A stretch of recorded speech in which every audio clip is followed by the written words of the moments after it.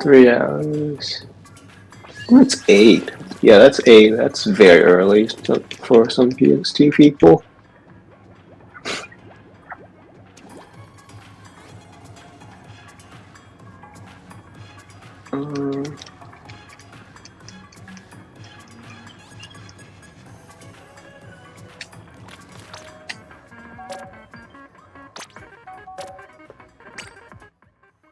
So,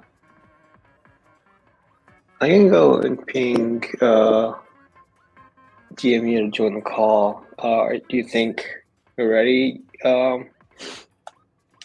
Lux, or do you still think you need time to until X10 or X15? I think we're good. I just need to get the codes downloaded, unless there's audio issues. But if y'all are listening to the stream, you should be able to see if there are. I put a noise gate on so it didn't capture my breathing, which it was doing before, and I think it seems to be working. Okay. Wait, are you wanting to also pilot this for this stream too? The pilot all the matches? I guess I assumed I would be, just since we were doing it from my PC. I'm fine doing that. I mean, it's just if you want put in that work effort, because I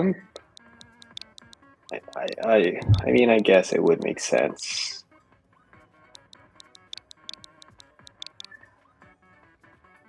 Yeah, okay, yeah, it would make sense if we just had one shared POV.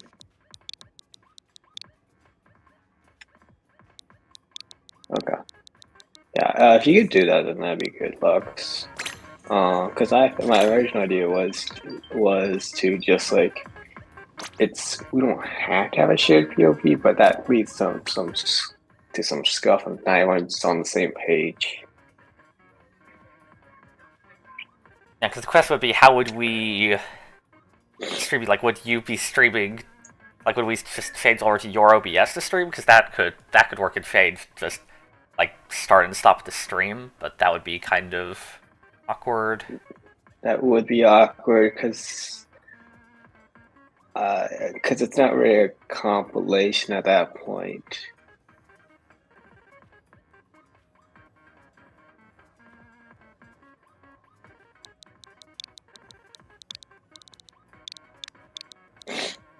Mm.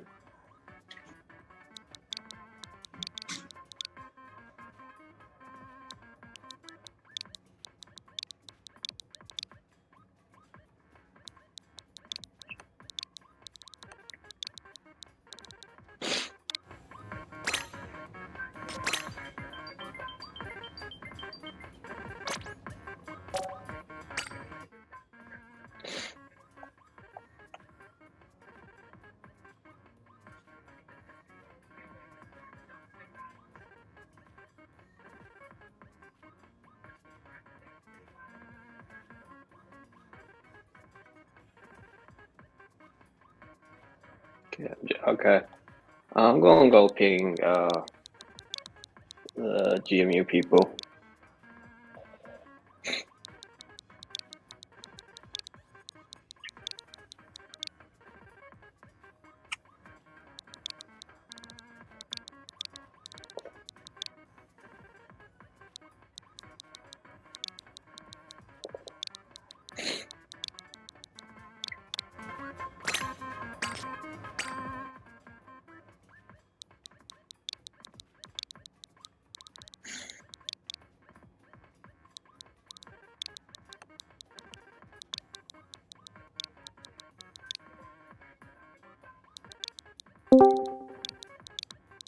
I have a headache. Oh, okay. You good? You good, Delancey? No, I'm good. I think I'm dehydrated, but I did go to a party last night, so I'm kind of just chilling. Gotcha. I mean, if you need a rest up, It's fine. I should probably get out of bed, eat, and all that, but I'm too lazy. Okay, I can get that. Oh my god, it's been 2 weeks since these matches.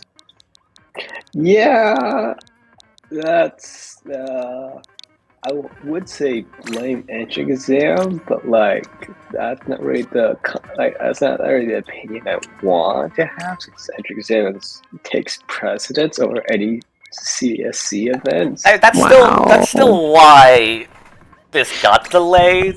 It's just obviously that is a more pressing matter for any team. Would you like to get better, or would you like to go get seeded? Wait, it was the announcement on what the seeding is coming up soon, or is it I mean, it's gonna be after the registration deadline closes. Okay. It inherently has to be. Yeah. But all the seeds are tentative right now. I mean, they have some idea for some people. They're going to finalize it after the pop quiz. We have There's a pop quiz. We have a pop quiz today. Okay. No, so pop quiz is a CCA sponsored seeding event for the Collegiate Scrim Circuit. So Collegiate Scrim Circuit is hosting the seeding event. Okay. Yeah, it's something like it's like the Academy Speed Ladder where Moody sponsors it. So a second opportunity to get more seeding data, especially for some of these other lower teams. Or people that did not attend EE3, like all the Florida teams. Okay. Yeah, there are definitely some teams that are kind of immediate, just looking at Div 1, there's gonna be the PSU team, there's gonna be Banana, there's gonna be Night Sharks. As long as all those teams still exist in any form, they're gonna stay up there. Well, who's moving down then? Speculatively. I mean, we could just speculate. I mean, that's the I best don't know. we do. I think Coastal Squid Scourge, yeah. They might move up to Div 1. I would love to see. It's- Yeah, come on, make a name. That's- I want to ask. That is possible because they've got. It depends how CC values individual results versus otherwise. Because I know, like, you know, Shy has been working on Caution. Peachy has been up. Is Peachy playing next season? I assume. I think so, yeah. I assume he is. I know he's been out for a while, but.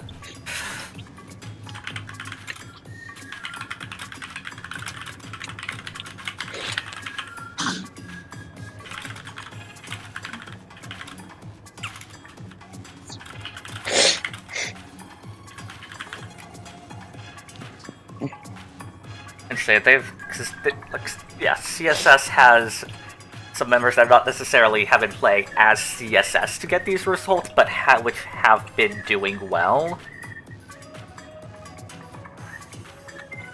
Yeah. I mean, I'm not on the seating council. I don't. Yeah, I'm a play complete any of outsider in it. terms of seeding. I just look at, like, the teams that I know I play against and guess from there. I could not tell you who will make Div 4 versus 6, but I can tell you who I think is, like, where they are in Div 1 versus I don't know if they're making Div 1, because that's the kinds of teams that I'm looking Alright, at guys, by are we playing placing tournaments. Are we placing bets? I bet,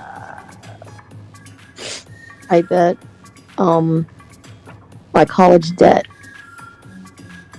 on PSU Blue making Div 1. I think that's pretty easy to say, yeah. I think that's I think it's a pretty safe bet. Boom, no Like, college debt. Look, they you know? don't have Kraken there anymore, right? But that's hardly gonna stop them. Well, they lost Kraken Mare and they got Vapor. Kinda. Did they not have Vapor? Was he not No, they able did, to play? they did. Because It's he just, was there. Was he just not able to play actively before? Or something? No, he was playing, like, last season, but it's kinda like they still have, like, an experienced comp player. Well, actually, no, they have, like, 2. Yeah. Like, just... There's nothing I see knocking them out of their position right now. If MSU plays again, they're also going to be an easy shoe-in because they have 3+ server players. Assuming that none of them graduated. I think they graduated. Yeah, because I haven't seen them around, so I assumed, like, I mean, not that they need to play entrance exam, but, like, I haven't seen evidence of them still being a collegiate team, so I guess we'll see what happens there.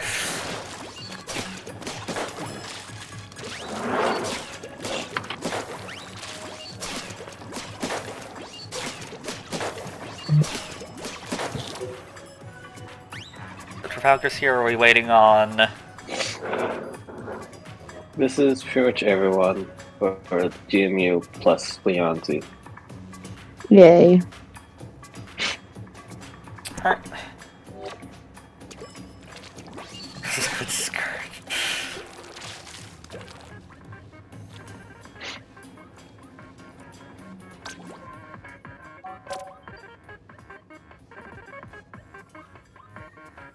I knew you were here, I just wasn't sure if we were waiting on 2 8 years or not. The coaching's more important than the conversation. Spinning fish. Dude, I fucking love this GIF. If I did the order right, this bottom ramen game is actually the first one I put in.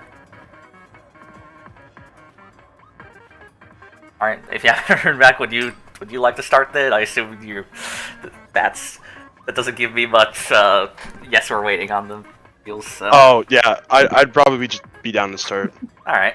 We also did have a scrim, like, last night, like, at 10 p.m., and it lasted until, like, 12, so they probably Holy shit, dude. Yeah. Okay. Bro, I was up till like 4:30 last night. I know. I ended up eating Tostitos on my kitchen floor. That is I was- crazy. Alright. I was also up until like 4.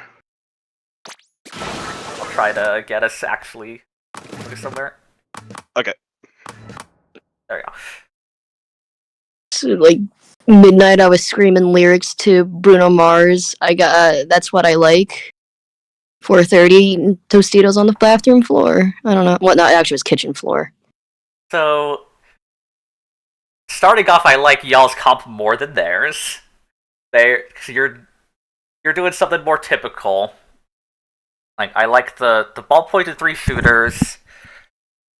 Like, you're gonna have paint, you're gonna have bombs, you're gonna have good specials.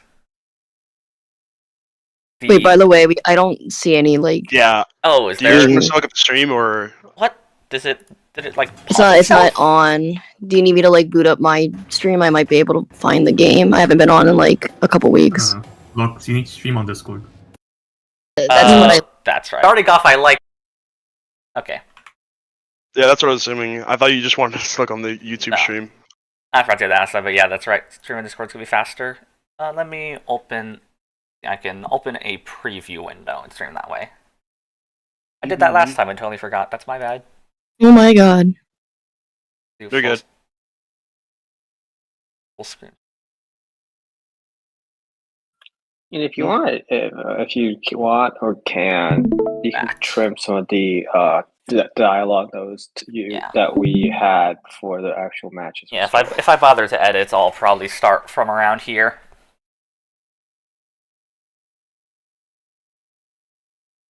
Give everyone a moment to hop in.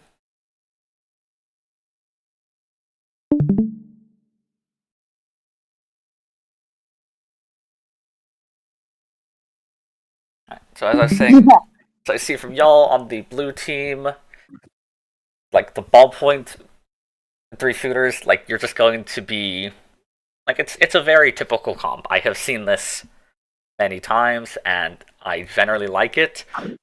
The biggest thing to worry about on this is honestly the weapon matchups into the Dynamo. That thing does damage now, and it outranges all your shooters. So I'm going to be looking out for whether that is causing a problem for y'all during this game. Because the ballpoint is kind of the one who should be pressuring it, and the rest of y'all should just be tossing bombs at it. If you have like Zuka, wouldn't the Zuka also want to be pressuring that Dynamo? Yeah, that's a good target. Okay. And then they have some skirmishy weapons. So they're going to be trying to just run at you fast and get around you. Let's look at how that all actually played out.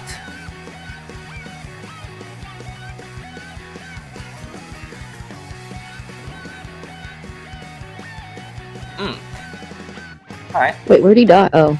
I think it was a slow weapon moment going down to a bomb. Notice how they're all grouped up, you're more spread out. You should be able to pressure them with bombs here and move in. I think we're trying to right now. Like, we've got a couple bombs there.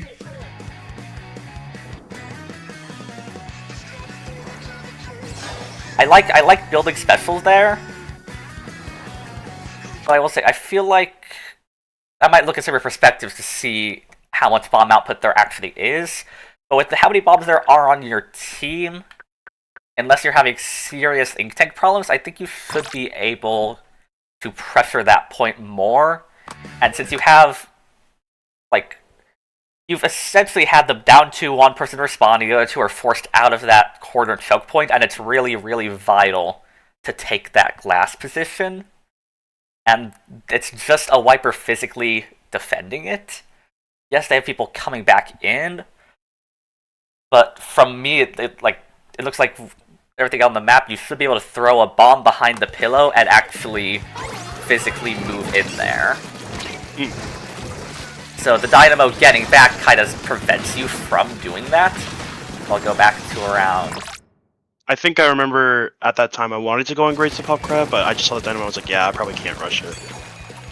I think you calmed that as well, if I that's fair. So notice how much you're kind of all just standing around here waiting to decide when to go in. Also, wasn't this Like- like our first game in like CSS? That was our first game. Gotcha.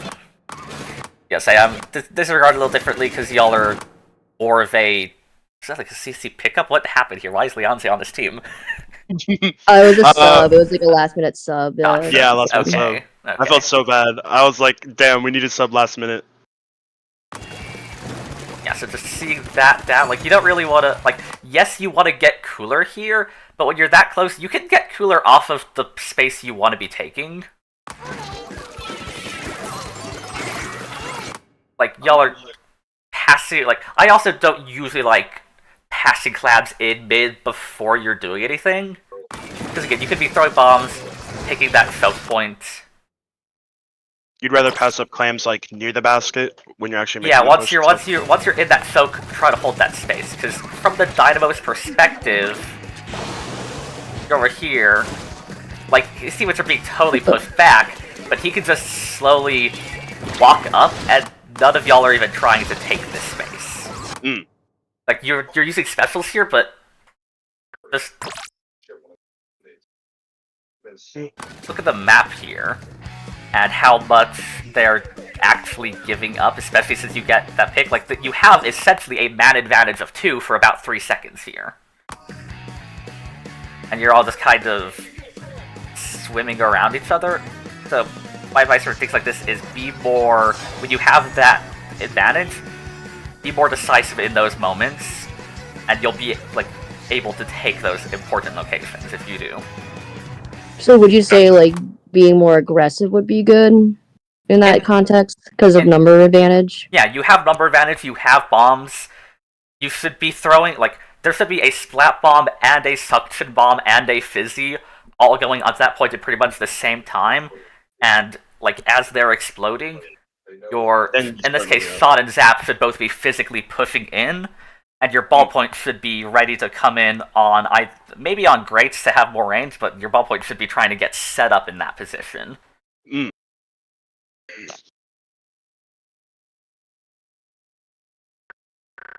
I'll play this the one last time, and then let it play out. Actually, let too early. Too late, I mean.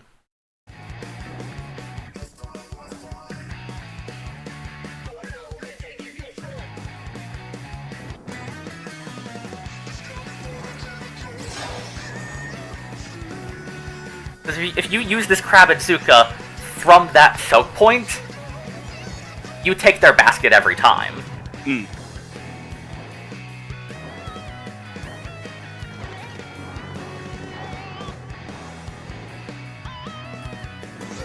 I do like the fights that are happening here. See, you get a kill on the wiper, and then you all pull out of that space again. You're letting them move back in there. I think I got too scared of just dying on grates, and I was like, maybe I should hold back to mid, try to stay alive.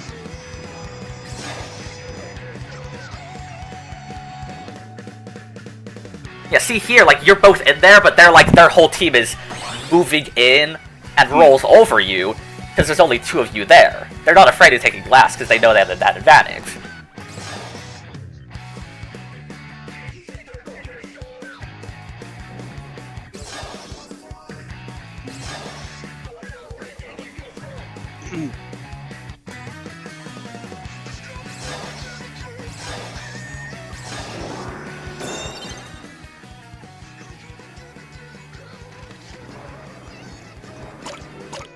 I like tossing that back up.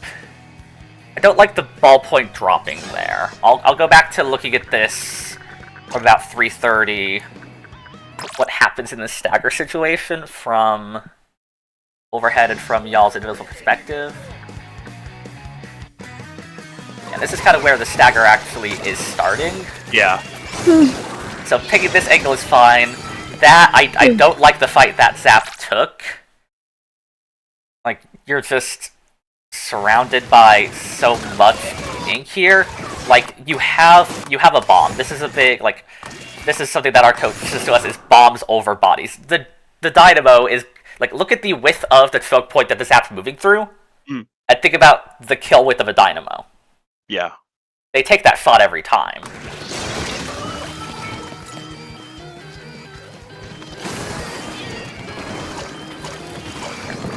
I like being up here, being ready to like pick for Zuka. I like the bombs now. This is really nice looking. Alright. Oh, I do remember I saw something with the ballpoint. I want to figure out what happened there, but I do like that overall. Once y'all... Okay, drop to avoid the Zuka. Okay, that's a very reasonable play. Bro, that like barely hit your head. Now this retake I like. Y'all took that back fairly quickly because you were like, okay, we're staggering. Let's take a fight together, and then you did, and you won it.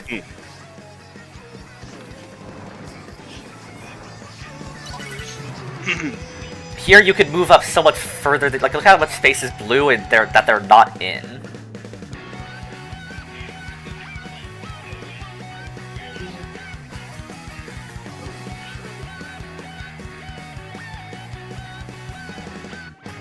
I think I saw... I want to go back to something I think I just kind of picked up on.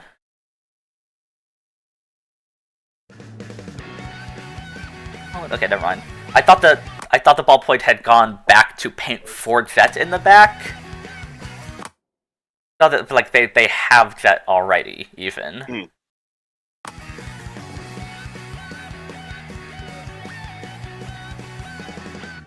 Collecting clams, okay. Oh, that's reasonable, I see. I think I'm trying to pay for a crab here? I'm not too sure. Then I get pushed out. That's reasonable. I think... Could you show like the special number real quick? Oh yeah, the graph, that's right. That's... Oh no, not that, like the number. How much is on your... Okay. That would be... Here. Okay, yeah, you are really close. And look at the overhead for this part again, because once again you have picks. I think they are. They are down 2 here as well. And you only have, in this case, you've got 2 people on greats. Your ballpoint should really be helping get set up here. Getting set up as in, like getting like extra fire, or like getting a position, because if the ballpoint, like if y'all are in choke, you can still be pushed. If the ballpoint is in that choke point and want to use there with them, that's harder to push. I think it could be maybe your zap tosses the power clam to them and then goes back to get more clams if you want to collect, because collecting clams in a situation like this when you had that advantage is good, but you also want to make sure you are taking this space. Gotcha.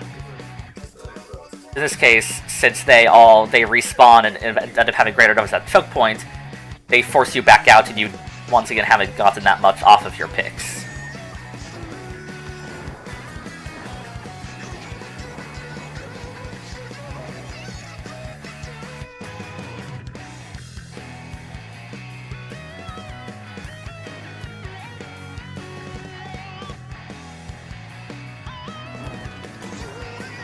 That's really good. You taking them all out, you should be taking choke again. See you moving in there. That looks like just collateral happened. Like, just traded out. That's really good, though. I want to go back to that because you both kind of independently did the right thing at separate times.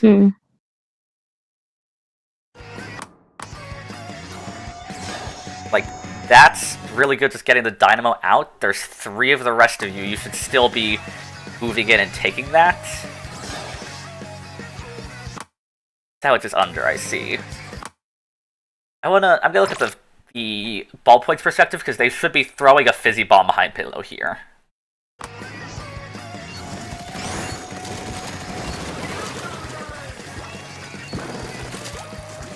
You see here, like they're in position to do things, but they're not. They're just kind of painting ground that doesn't do anything for anyone. And notice, like, there's a lot of fights that happened, and they built Jet, and now they have Jet, but look at the actual numbers. They have Jet after, like, okay, how many people went down while they were there charging that? That's the way I'll express this.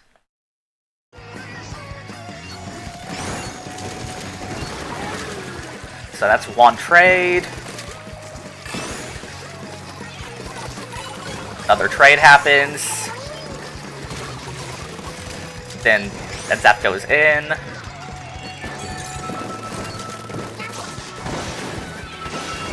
So two of y'all die, and then the Zap can't take space, while the ballpoint is focused on charging that with paint. But you could get really good paint with the Fizzy there. That Fizzy Bomb is really good at if they used it, then all of those fights that were awkward or trades on choke point would have been overwhelmingly in your team's favor. Like, look at where the Doolies and Viper are right now. If you throw a ball, like a Fizzy, just slightly to the right side of that pillow, you could pinch them with it.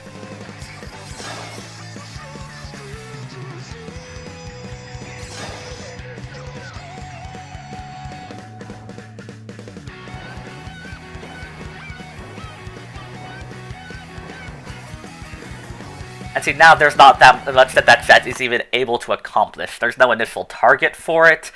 The enemy team's in a more defensive position, you know, not in that glass point anyway.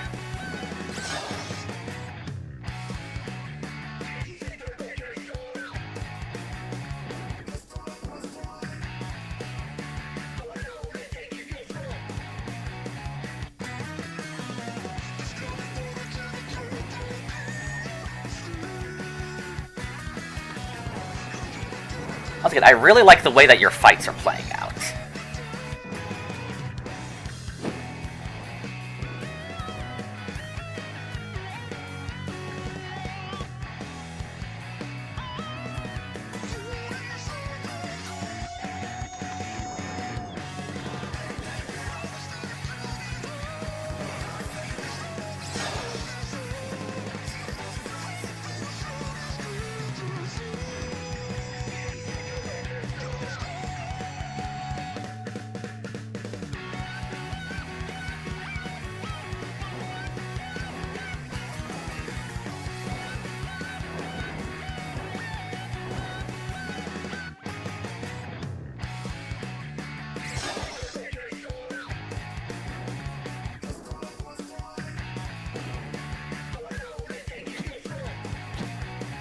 I like this moving up here. You got one person behind you, but you're watching for them. Really nice looking wipeout. You just need people to go and be getting clams overall.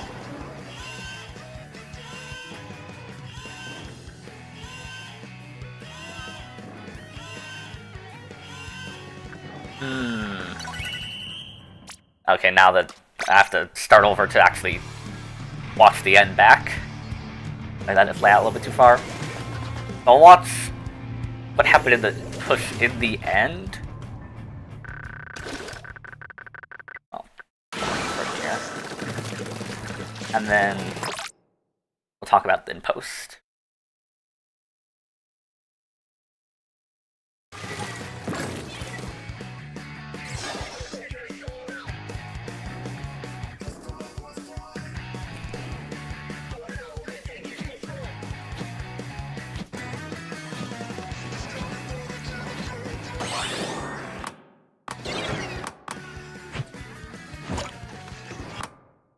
I like the idea of the ballpoint getting set up there. They just do it at an angle that exposes them to the dynamo.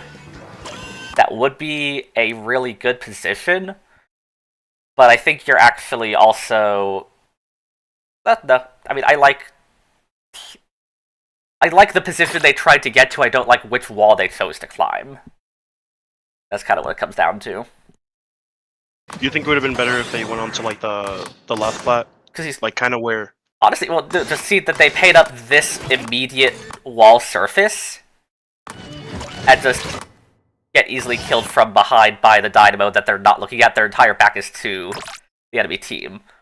Like, they can go on left flat, that works fine and is safer, but this platform is not, like, bad.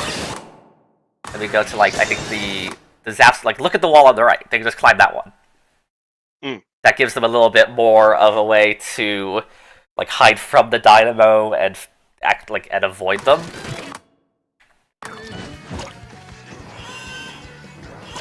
Yeah, climbing the one closer where y'all are is the safer decision.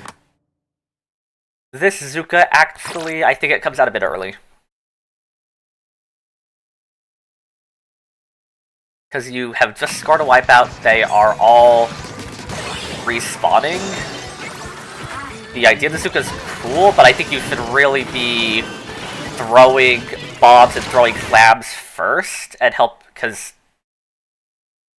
it ends up just whiffing on the Dynamo, and the Dynamo is what kind of causes the biggest problems in this game.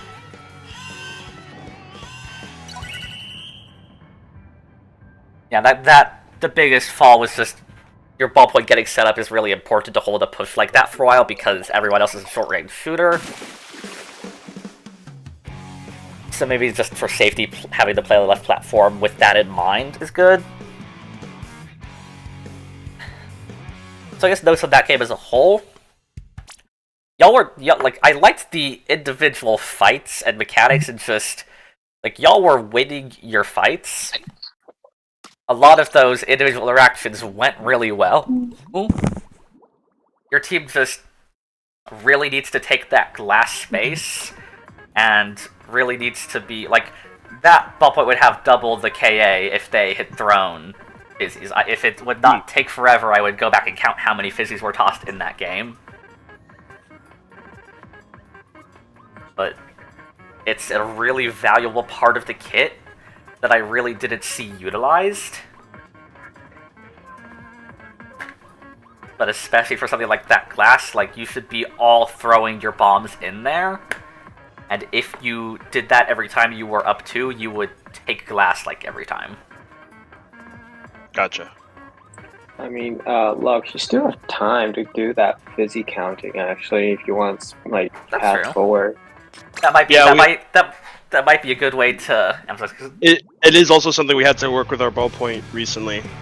One of our team leaders for GMU also noticed that she wasn't throwing too many fizzies. I'll count it and also say fizzy here for what would be an ostensibly good a good one. Mm-hmm.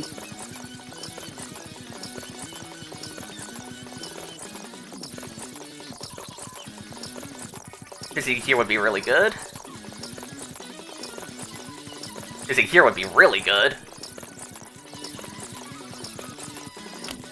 That wasn't almost it. It was hard to tell if that was a lob at your feet or... I think it was, though. No, that's clams. Fizzy here would be really good.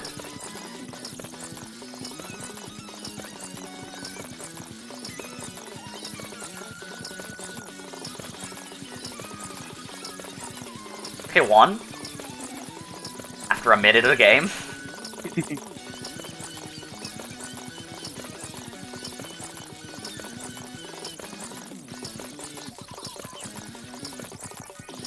Okay, they should get back further, and then they're all fizzy. Yeah.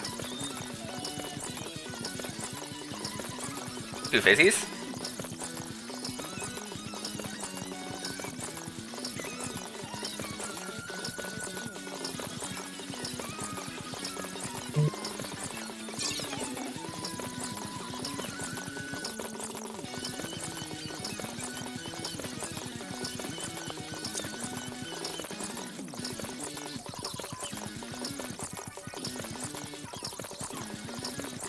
That's what, 4?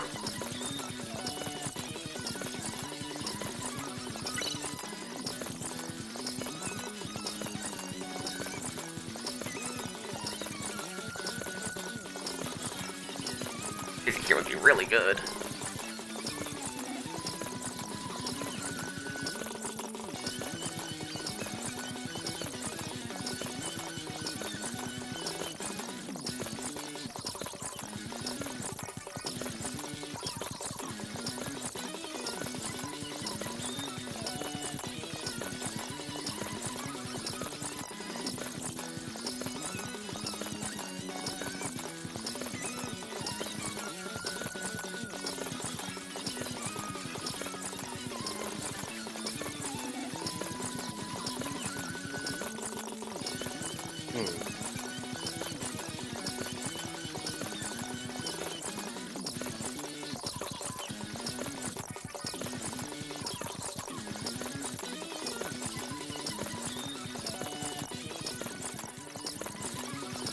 5.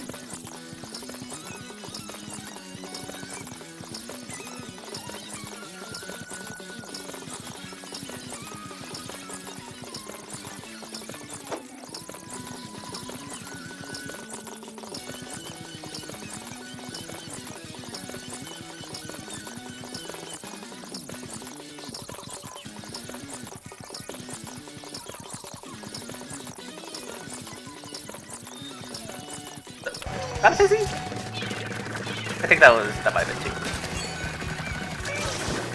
2. That one was thrown so quick I couldn't like. Yeah, it wasn't charged.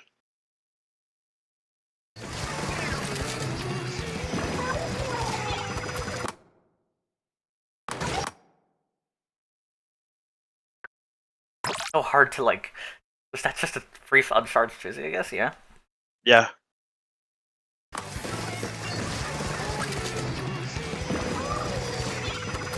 And it hit the Torp, I think. And that's, what, was that 6 and 7 then? And how long did I count, did I?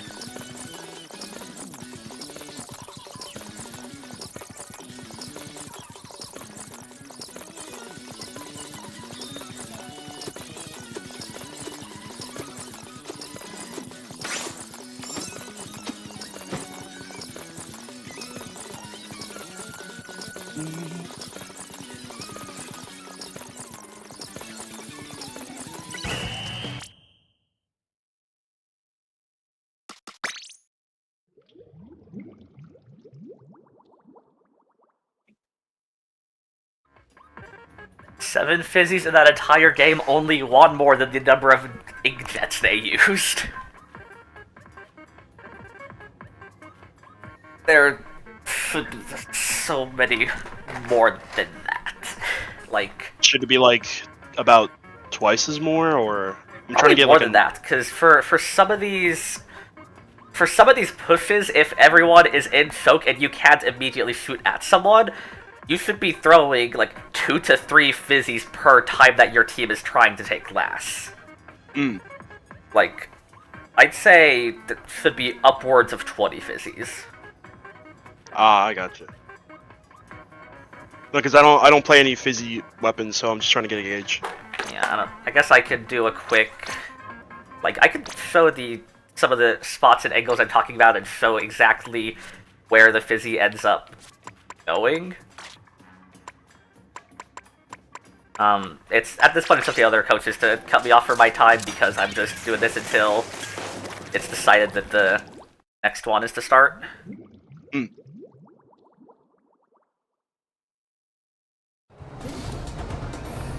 Oh wait, I remember the fastest way to get to the recon is... Let's go, you also pick Saturday? Yep. 45? Okay, so this will be the last thing to just illustrate some points on the map.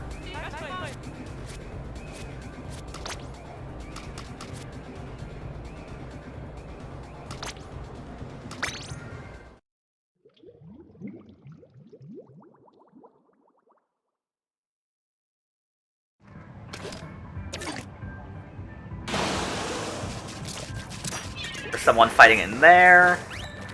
That's really good.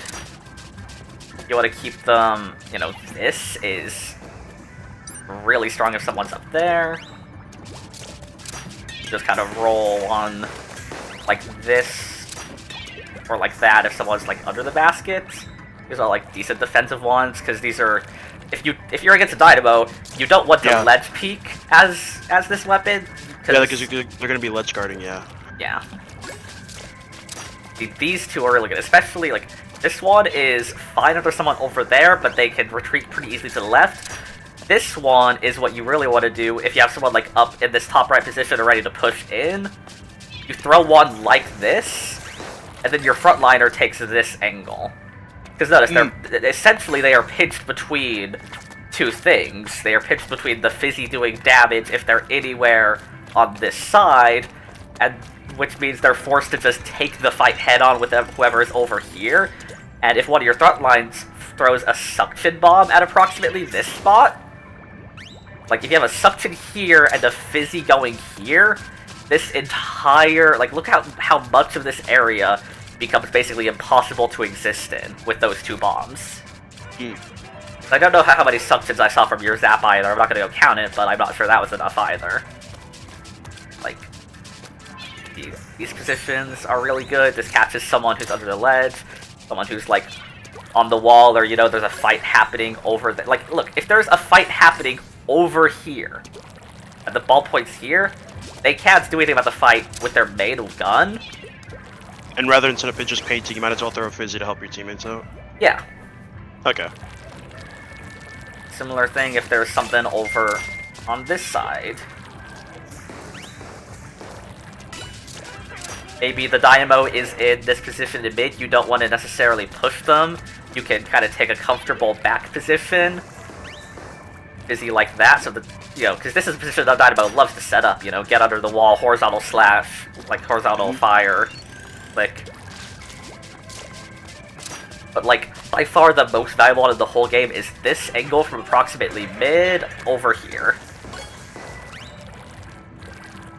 Because think about how often their wiper and on parries were holding this position. Think about how often when you're being pressured, there's people in mid, you don't really want to move over here because you're stuck. You probably find yourself often as a front line using this pillow for cover, like try to fight, like fight from around here. A fizzy just like this, or, you know, any variation, because you can throw it from over here too. This is a better one for that purpose even. Like, it means that they're just not going to be able to fight here, so they're either going to move over to here, where your front lines will just be rushing in and fight them, because if you have someone... Think about when you have someone on glass, right? If someone's in this area, oh, that's fine. You throw a bomb or you fight with your main weapon, you have an angle on them, you can just kill them.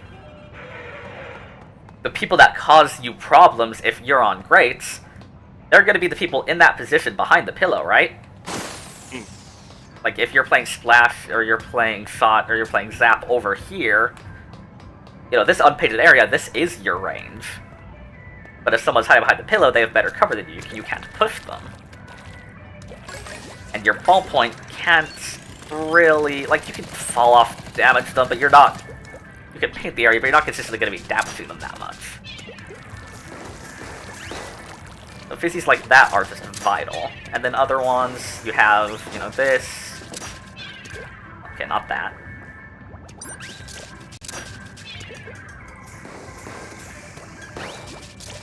Not sure what happened there. This is the one I wanted to show. Like, essentially, just think about the verticality of this map and how much Ballpoint does have good lines of sight in some areas, but has line of sight issues in other areas, going either up or down too much verticality. It struggles to easily just hit damage on people. Fizzy just is a perfect thing for this main weapon, because you do the exact same things the main weapon wants to do if the main weapon can't do them. So if you're just like, that would be the biggest way I would express it as a tip to your ballpoint player, because there looked like moments in this game where they weren't sure what to do, how to contribute to fights with their weapon. They were kind of just painting the ground to get Jet because they knew they could use Jet, or they couldn't use their main weapon.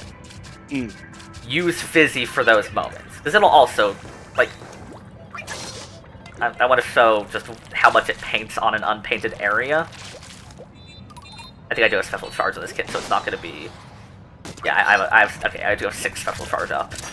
So this will be a good example of what to do if you have, like, a build with it, but, like, that's... Even if you don't have that charge, that's still, like, half that. That's good paint. I believe our ballpoint has mostly a run speed up build. I'm not exactly sure what they run. That makes sense. I'll leave for kind of the next one, but specific to them, okay. I would say the tip is, if you're not sure what you should be doing, throw a Fizzy. That'll at minimum build a good habit. Maybe not every Fizzy will be good, but that'll build the habit of throwing them.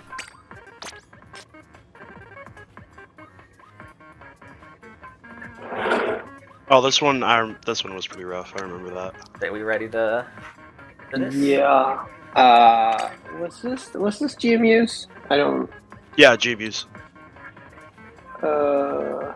Just... So, this, okay.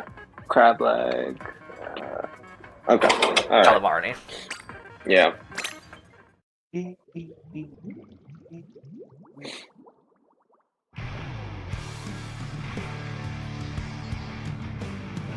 a lot of golden banners. Okay. Yeah, this is one of the It's maps. entire golden. It's fun. This is one of the maps that GMU usually struggles Ooh. on a lot. A lot. Okay. Thanks for pausing that. So, one recommendation, when dealing with any Rainmaker map that has grades as a potential route, I would recommend you grab a vacuum weapon. My team especially likes using ballpoint Nouveau. This is something that was drilled into my team in my head by my own coach. That pretty much ballpoint Nouveau is pretty much uncontested and Rainmaker crab leg, and it opens up a new safe route because you can have someone who's a support grab the Rainmaker, they get vacked, and then they can take right side and just have someone in front of them and pretty much run at the Rainmaker pedestal for free, pretty much. No, I understand. I'm also part of a Ludi team, and one of my Ludi members does that specifically with, I believe, one of the Chargers. I don't exactly remember the name of it. It should be Vanilla Splatter Scope that has vacuum. Yeah, that's what you typically do on this map. I've usually liked running a Stabber Nouveau with the crab instead of a vac, because that one is more. You're not guaranteed as many points, but it's still strong, gets up in good positions, and is really good at slowing the enemy team down, and incidentally can sometimes deal with a vac if you want to be funny. Yeah. I mean, But my team runs both the vacuum and That makes sense. crab sword. But I just think it's easier for the ballpoint player to transition from a ballpoint to a ballpoint Nouveau than the range to Stamper. That's a big see if that's all just to try that and see if it feels better for you, because it's not something my team does, but I agree with it. It works.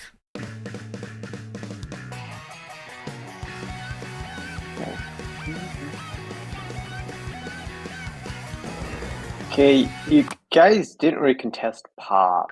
I'm not really sure what you guys are trying to do. I say, let's count how many bombs get thrown at field. You want to just play that game? Okay, so that's one bomb explosion on field from you. That is okay. Suction bomb. Your ballpoint can throw a fully charged fizzy at field. That will do a lot to it. Yeah. I guess that's another fizzy moment. See, they're not really ballpoint. Yeah, they're just just going for jet. But and Leonti got a little too close. Yeah. Crab leg, I think pop is important enough that you can toss that fizzy in, because they have. I guess the way to put it is your teams are almost equal on bombs. They have slightly worse.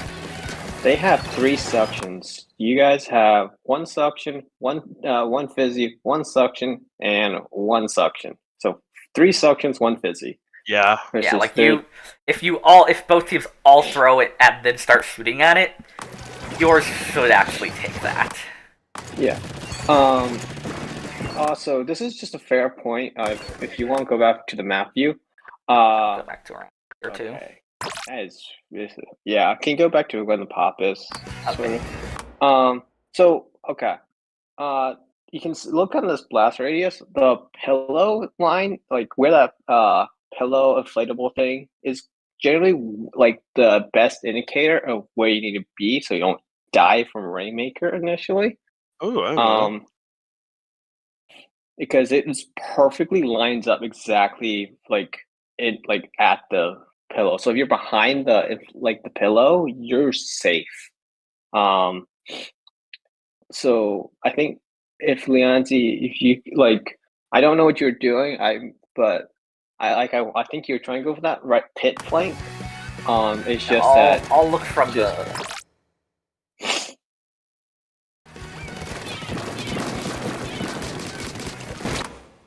Okay, I think Leon's just try to contest pop, but nobody else on your team. Well, also nobody else on your team was shooting for it. I don't think Leon's expected it to fill up so quickly. Just look at the actual, like...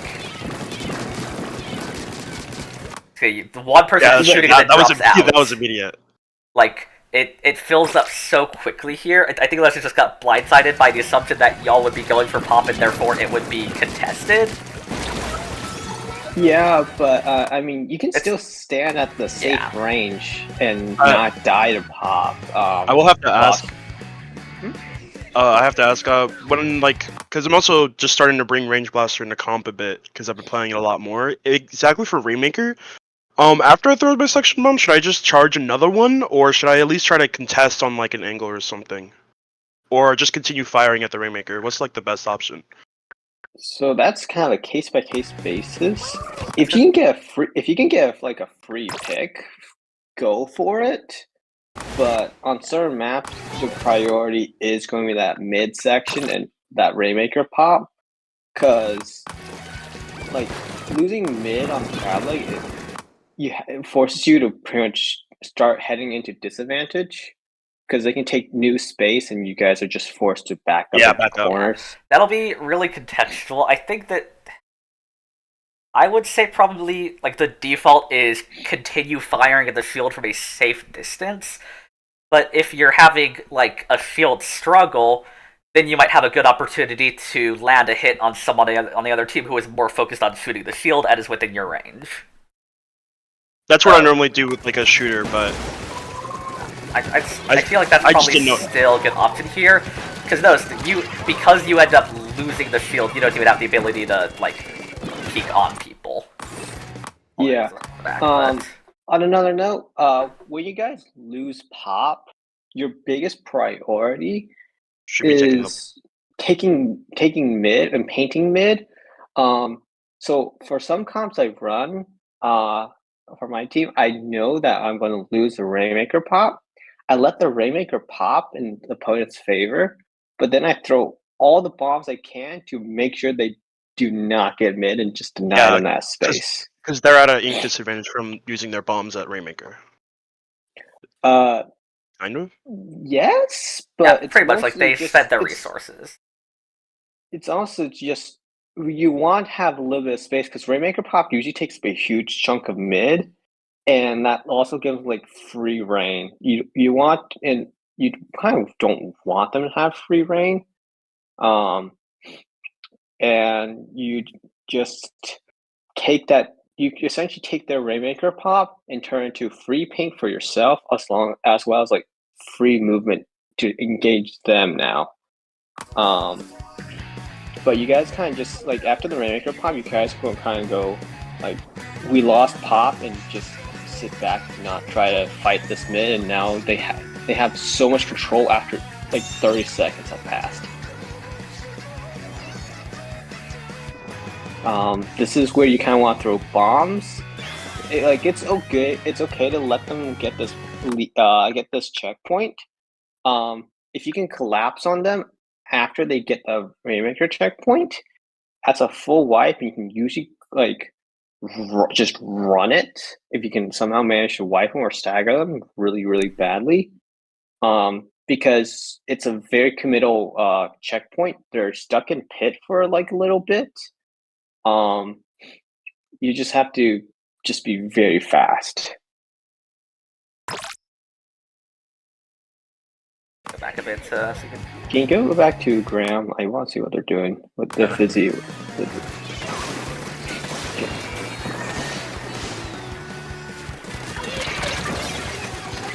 Wait, do they run drop roller? So, interesting bit. During the scrim that I was talking about, where we had like it was at like 10 p.m. We found out that she was running Object Shredder, and we're like, why are you running Object Shredder? We didn't notice that. We automatically assumed that she was running drop roller. It wasn't up until then we were like, you should be running drop roller. I would say you don't need Object Shredder on Rainmaker because fizzies do so much object damage. Yeah. You can collapse on this, and then you need to find the next. Leon's needs to find the next pick with Zukas and stuff. Look, firing the Zuka at this Nihilus is kind of what they want you to do, Leonzi. Because they just diverge your attention away from Rainmaker. Got it. So you want me like on the bridge, shooting at him? No, it's more like Knowledge can't do anything to you, and the Rainmaker is like at your base. Mm-hmm. Because if you get this pick, pop Zuka, and you can kill pretty much everyone in pit, and all there's left is Knowledge. And Knowledge can't do anything; they're just stuck there. So they get what, like 30 points off of that all happening. Like Knowledge can't safely cross without getting crossfired. And especially since your ballpoint was there, they can't really move up while ballpoint's shooting at them.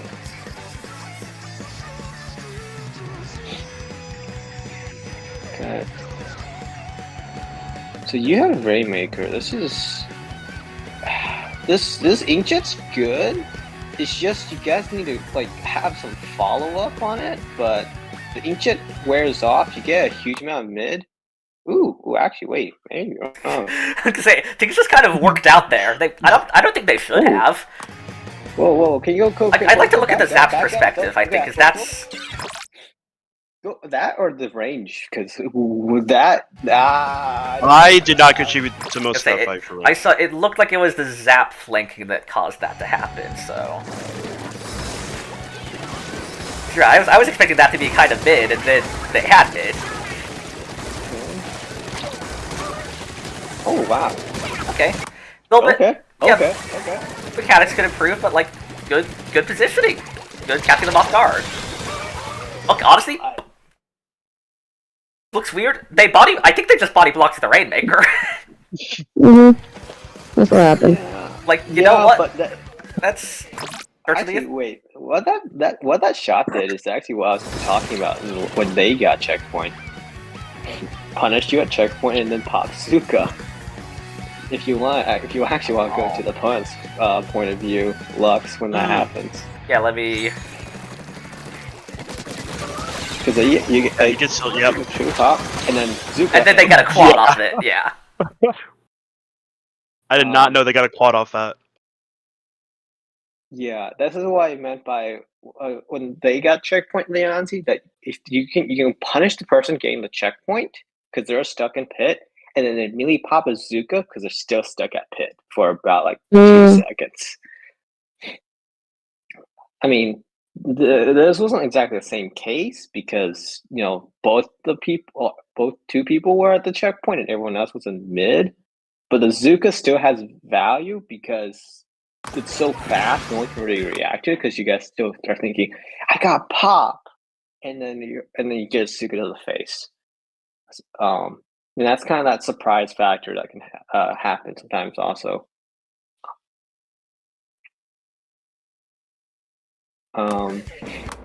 Ready to keep going? Yeah, just I think I don't know who you're specking. You're specking no one, right? Right now I'm checking no one. I'm just on overhead. I swapped off. Yeah. The Okay. Yeah. Can you go over to the ball points? I want to see what they do for it though. Because right now the guys just got wiped. You play this retake really good.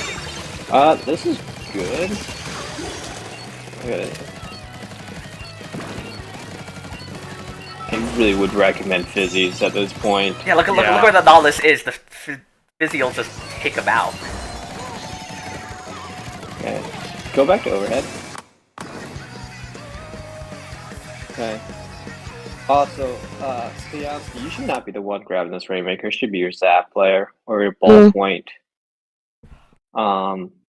You need to be pushing up that front line. They just lost their front line, forcing your range and your Zap to play aggro, which is the range can play aggro. I mean, it wants to play aggro, but mostly wants to divert attention.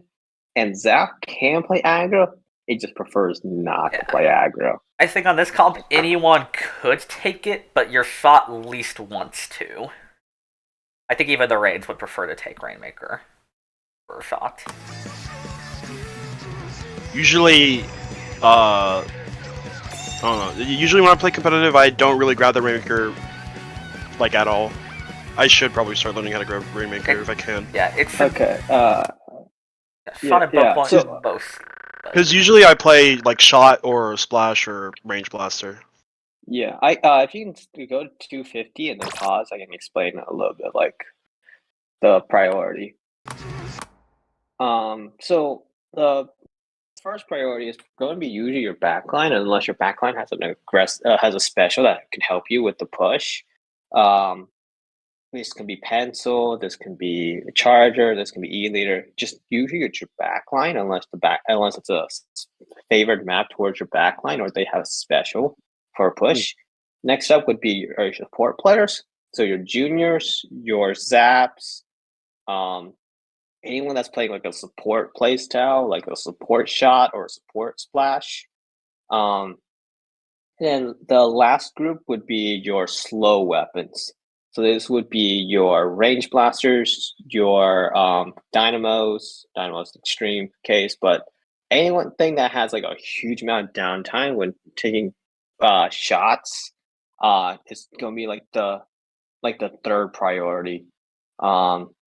If the other two are busy with like a special, or they are like or they're trying to push and no one's grabbing it. Yeah, maybe they went down, maybe they got a really good position that they'd like to hold, things happen.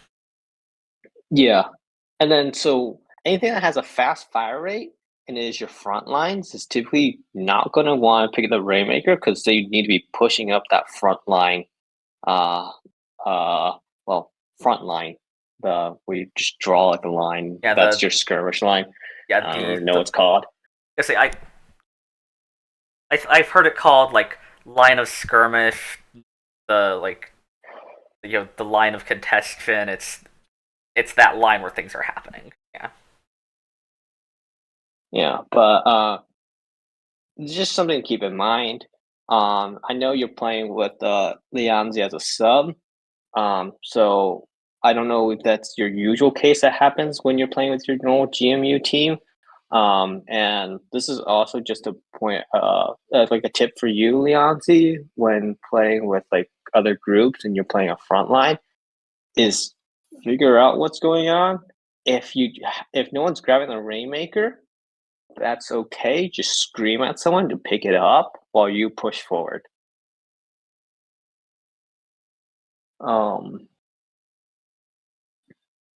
I think we can continue. I want to see how you guys try to attack this Rainmaker. Okay, Graham is too far forward. Let's still have Inkjet ready. We're still using Inkjet. Good, 2. Okay, you guys need to find these. You guys need to find these people fast. I think I tried ledge camping. No, I tried to fight for perch. You guys were very clumped up. I'll go back to like 2. At that point, yeah. At that point, should I just been ledge camping their flat, basically, or should I been like, basically not even trying to get to perch? Okay.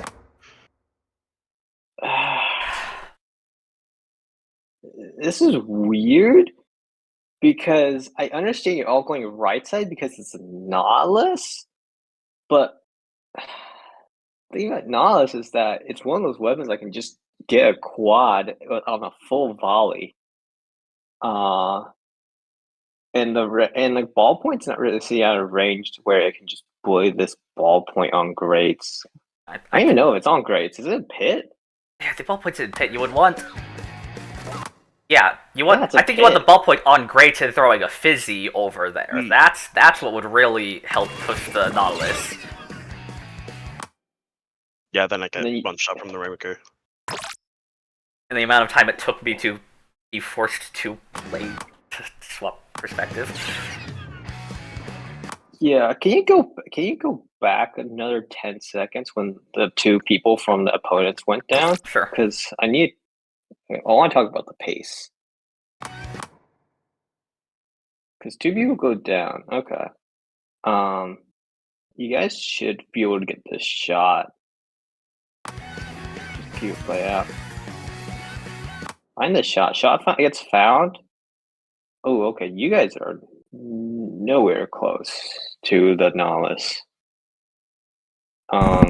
Keep playing. I want to just figure out how, because you guys once that. Okay. they honestly had the good idea. Just someone else needed to help follow up with that final last pick, so we can start the stagger. The good idea, like. I think I got the trade on that Nautilus, but I don't think it was worth it. Yeah, you I did should go have backed 2 up. down. I mean, the thing is that there was no one really securing that elbow area. You kind of just climb up the wall and hope you didn't get shot at. And that's kind of where bombs are very crucial. You guys need to find this last one, but they are a bit too far away. Because you could throw a bomb up here, like I say, I think your ballpoint should be on grates and fizzying it. Okay. Yeah, you could also just bully everyone else that's not the Nautilus. Yeah. Like look at the map perspective here and where the other 3 people are. And look at even where you, as a range blaster, were about a second ago. Oh, this is a little too far back. Because, I mean, even if the Nautilus does kill, like, the Rainmaker, if you kill everyone else that's not Nautilus, they're still in disadvantage. Look at where you are, where you would see someone throw you see 2 bombs thrown from your left, right? Yeah. Those people are in prime shoot the entire rest of their team with the range blaster territory. Yeah.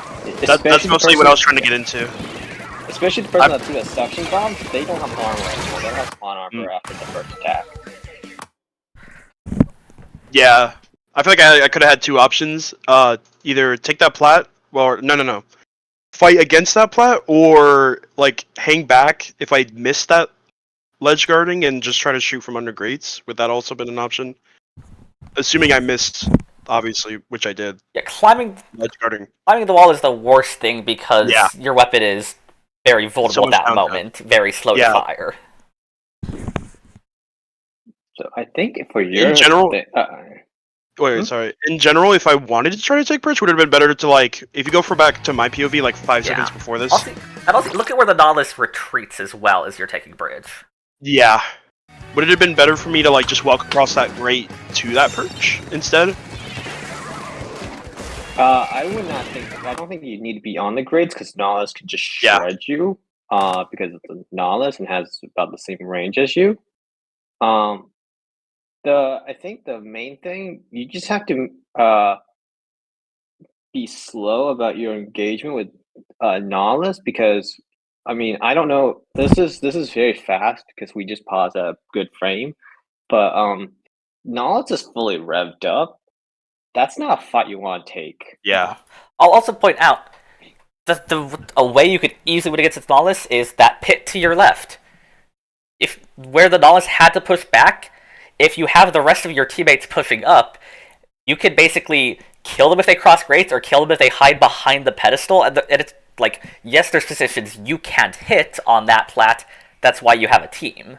If you just go under that grates area, their entire team just immediately struggles to do anything about you. And you can kill that Nautilus for free from down there if they retreated across bridge like they are. Yeah. Well, I also think you could just, as soon as you start getting attacked from the other people that just came off of respawn, you go kill them again. They have no special resources. They are all at half charge at best. I don't think they had a cooler on their respawn, did they? I don't think so. I think actually, I think it's good because Nautilus is coolered up. Yeah, I'm assuming the others did. But I mean, even still, I mean, they didn't have a special online when they came off of respawn, which means that they probably don't have a special now, even if they are coolered up. So you just kill them again, and they lose half their charge. Yeah, they did have a cooler, but they don't have any. They only have a rain. They just don't have. You're right. They have,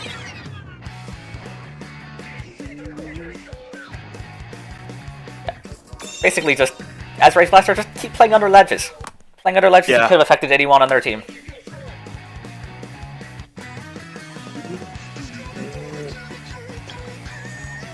Yeah, usually I do okay at that for most of the maps. Just for this map specifically, I just don't know when to go on perch and when not to. That's like a major weakness that I have for shooters, both and range blaster. I see. Can you back up to that timestamp? I want to see how Ballpoint died, I think they got a little too close.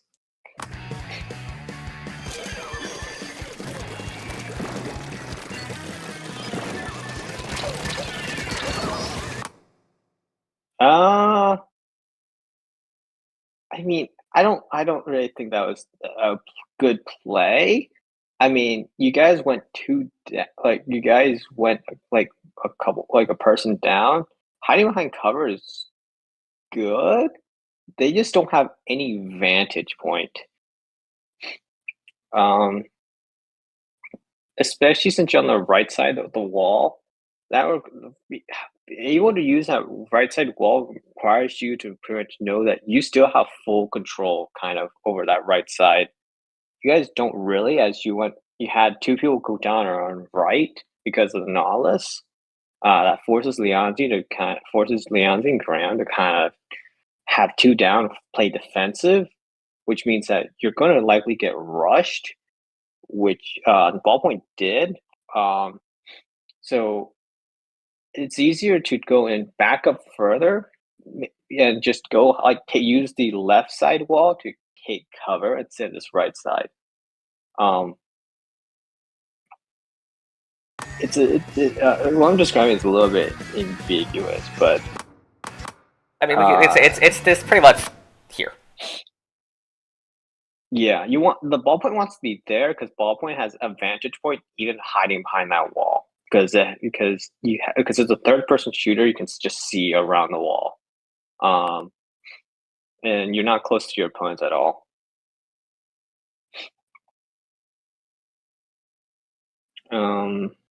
Yeah, I think that's it.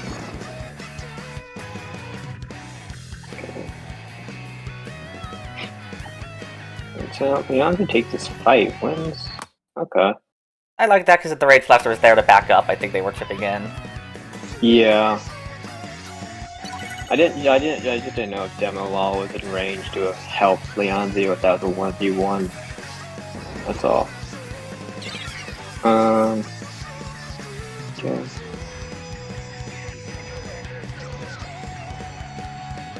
Wait, okay, I'm sorry. I was still focused on watching Demo Law. Can you back up? Yeah, because there are several things that happened here. I was gonna. Yeah. I was already ready to go back from this. I think this is even. Okay. This is when Leonz takes that one, like the. Yeah, that's just week. Do you want to look at Demo Law's perspective, see if he was involved? Yeah. Okay, yeah. Okay. For that 50, okay. Okay, two people go down, one person's down. Leonzi's dead, though. You just lost your front line. I'm assuming Demolaw takes the initiative and tries to get more picks. There's Wave out. I threw it at the wrong place. Is it? Yeah, okay, it's not going across the top plat, so yeah, that is an unfortunate position. Yeah. You do have support on your ballpoint user. This is... Wait. That was... They get taken out by destruction? No, I got taken out. That was a... You're looking at... Ballpoint. Yeah. So... They get screwed up, which makes sense.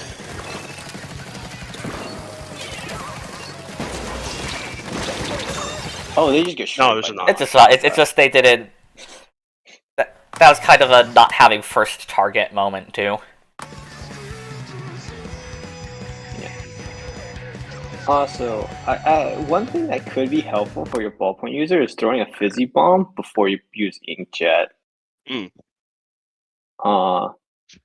Just because you immediately kind of can figure out where people will be or are if they don't take damage, because you just paint it like a long line. And if you hit someone, you've chipped them and might get an easier kill. And their feet might be painted. Gotcha. Let's go back to about here so you can watch the rest of the overhead. Yeah, I still want to know why the Rainmaker was grabbed.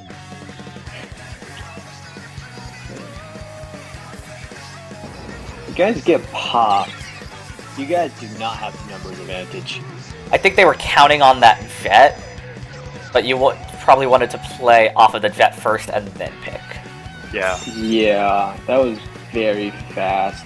A little too fast. Hey, now you're just in bad position, Demo. This is good. Yeah. Though. I like what you're trying to do. Yeah, I had to jump out of this. It fails and you I knew jump it. out. That's good, though. Yeah. I was trying to get like a sneaky pick, but then it just wasn't working out. I mean, yeah, that's fair. Because sometimes that will work. You took your shots, you know. Let's go back to about 1. Yeah, I think everyone kind of just dropped and tried to stop this Rainmaker from getting more points. Which, I mean, I think I tried to fight grades. I think I tried to fight grades, but then the knot got me. No, I'm just curious why you guys are trying to stop this. Like, I understand you're trying to stop this so that they don't get any further, but like they already have 34. They have to be in the base to get more points. Like bombs over bodies here, your NZAP does not need to drop. They can throw bombs where they need to from there. Like they're trying to go for the quick kill. Yeah, you still have a minute on the timer. You have plenty of time. But letting this Nautilus get onto your platform is way more dangerous. Yeah. So now they get to fight because you all just ran at them and died instead of defending. You get that trade, but you're now less than a minute left, and you have the Rainmaker in your base. This was early. This is way too early to pick this Rainmaker. That is not the play. Okay, back up. Because a reset has, it's given, you've just given them a wipeout and the Rainmaker back. Okay, there's a few points I want to bring up. So, probably back to, like, I don't know. This is good. This is good. Okay, I'll go. I'm talking about the Rainmaker aspect. Anyways. Okay. Got a plate there then. Yeah. This fizzies, defensive fizzies, or just first firing mode. I think that's first firing mode. Doesn't matter. That doesn't matter. It just the pick was gone. Okay. You guys now have defense? Okay. Thank you. Okay. I think I dropped off. Rainmaker pop. That's good. As long as you can just defend that for 10 seconds, you're less than a minute in, or not in, but you have a minute left. You have 60 seconds when you pick up this Rainmaker, which means that you need to maximize the amount of time it takes for you to, have overtime. If you pick up a Rainmaker at that 50 mark, you have 10 seconds of overtime before your team goes boom. So which means that you typically want to, especially for the last minute left, you want to play defense, have that Rainmaker reset. It's going to be around 30 seconds left, and you just gave yourself 30 seconds of overtime before the Rainmaker carry goes completely. But you just want to maximize that time, and Rainmaker resets are only viable when you guys are not you guys are in disadvantage because that's why you have to reset, but you're pushing through mid, going through mid really, really fast, and you having one person go down is good because you have people in mid. You don't have any of that. You're still all stuck in your base, and you just put the Rainmaker in your opponent's hands for free, and they just can defend, and they just stall you out for a minute.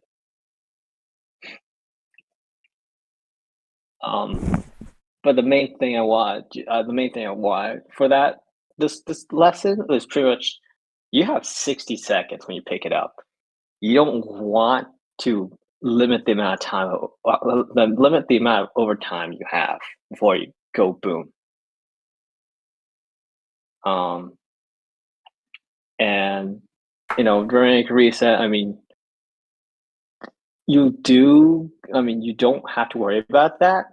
It's just really hard to go and get Rainmaker back. There's a couple of things, that's all.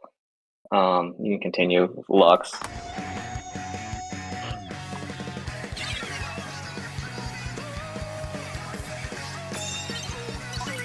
It was your zap that did that. Oh, you guys don't have a cooler now. Oh no. Yeah, this is mostly the panic point. If anything, the person dying should be you, Demolaw, because you don't have a useful special. Yeah. It's because I also just went down mid for no reason and got dipped by the Shaw, obviously. This was. Then I run it down again, getting panicked trying to get that last kill, and yeah, I got punished for it. Yeah. You and your zap are just drop staggering something awful. Yeah. You guys are just running head first. And the other ballpoint took a melee head first fight. Throw a fancy, all of you, bombs over bodies. Yeah. No, that was a major panic point. That was I believe that was our worst game. All the other games we kind of knew what to do, but even if there's 30 seconds left, if they have their anchor up there, you still have a chance. Every possible chance you could have had, you squandered by just rushing in. Yeah. I would say one thing if you want to improve, don't pick up the Rainmaker and reset it. Most people don't do Rainmaker resets after a point. Yeah. Usually, I only ever really say either pick it up and go or allow it to reset. Because sometimes I'll want to retake mid, and we want the Rainmaker to be there after we push. Yeah. And the other thing is desperation plays, such as just running straight for the enemies. That can work. You just have to coordinate with your teammates very fast. I'm shooting at this person. Help me shoot them. Instead of kind of just shooting at all four of them and not killing a single person. Because right now you're spreading out your damage instead of focusing on a single target, making sure that they're dead before moving on to your next target as a team.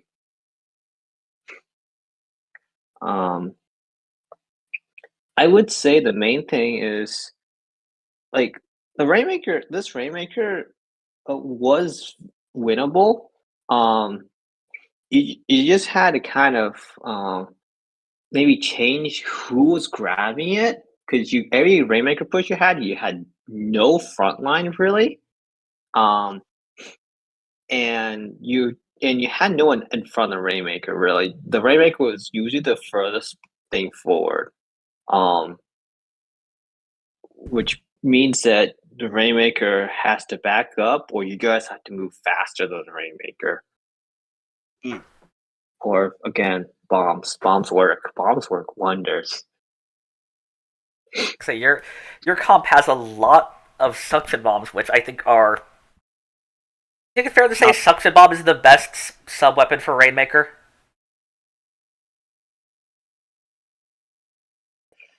I feel like it's just because of how.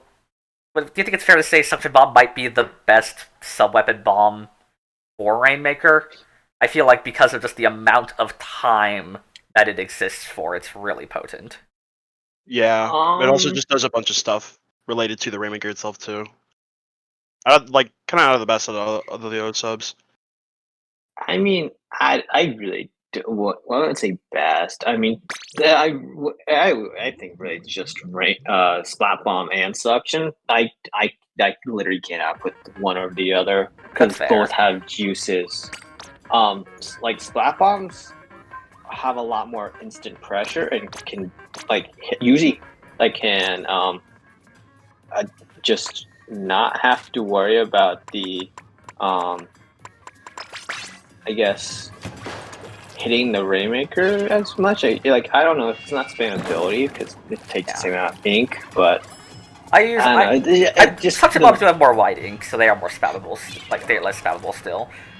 But the reason I say is because they just have such a large lethal radius that I essentially think of them as doing the same job as a suction mist, as a toxic mist, but doing it better. Because they just, for that amount of time, you're not really pushing through this. Yeah. It's just also, but the thing is that I think suctions are really great for neutral and disadvantage, but You do splat yeah, bombs that's are true. Splat bombs are really good on offense. Yeah. Either way, though, having the fizzies and all the suctions, having an entirely lethal bomb comp, y'all should be really, really making use of that in a way I didn't really see in either game. Yeah. But that's gonna be the end of the GMU session. We're gonna get started soon with the Champlain College. Okay. Is there any questions before we move on? I don't particularly have any. Okay. Leonzi? No. Okay. Alright. It's X30. Yeah, we need to get started. We need to get the Yeah. Champlain people in here now. You just want us to head out now? There's nothing else? At least with Cyan is. Yeah, here, you can stay here until like Champlain gets here. Oh, okay. Correct. Are you here?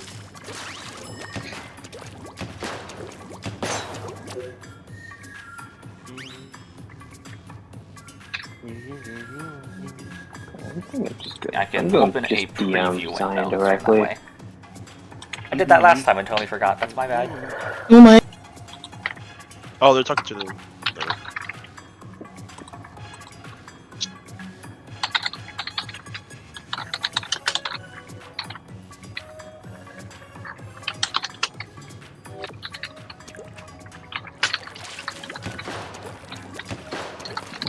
Let's see if I can maybe grab another person from Champlain. I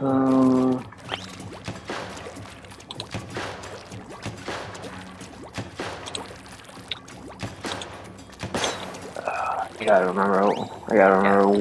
I guess my biggest summary advice is that y'all are, especially the Robo Rumble game, but in general, you're doing a good job of making your fights and having the mechanics. So the best thing you can do looking from those games is just use more bombs and try to take space a little faster. I think y'all are ready to speed up, and making use of the bombs is gonna help you do that a lot. Alright, so on to the other VCs, so guess we're just waiting on Trucky to be confirmed ready. Yeah, I think we just get started at maybe X30. No, they're in the other VC. I'm just grabbing Cyan here.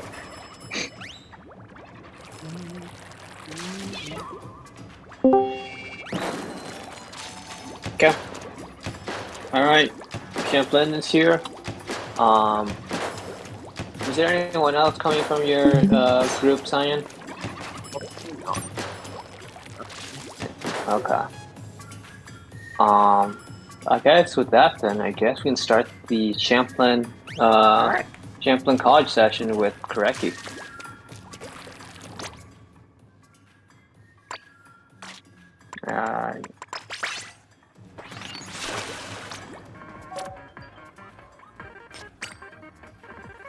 So I think the I don't remember. Let me. I'm assuming it's gotta be. I downloaded them in the order they were given, so I assume this should be the OG. The OG is the OG is the R1KK. All right. Yep, R1KK. Yeah. The main thing is just to get a plot summary, and then the run back's kind of big analysis.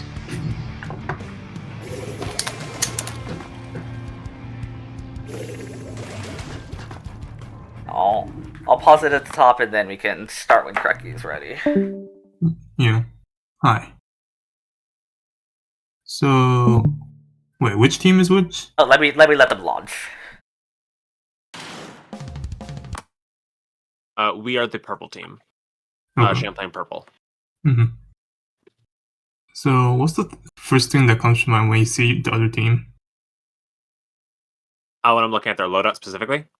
Yeah. Immediate first thing I'm seeing is I'm seeing the pencil there. I'm assuming that's going to be a threat. I'm assuming I'm knowing where they're going to be is probably on that snipe, that like little black brown box.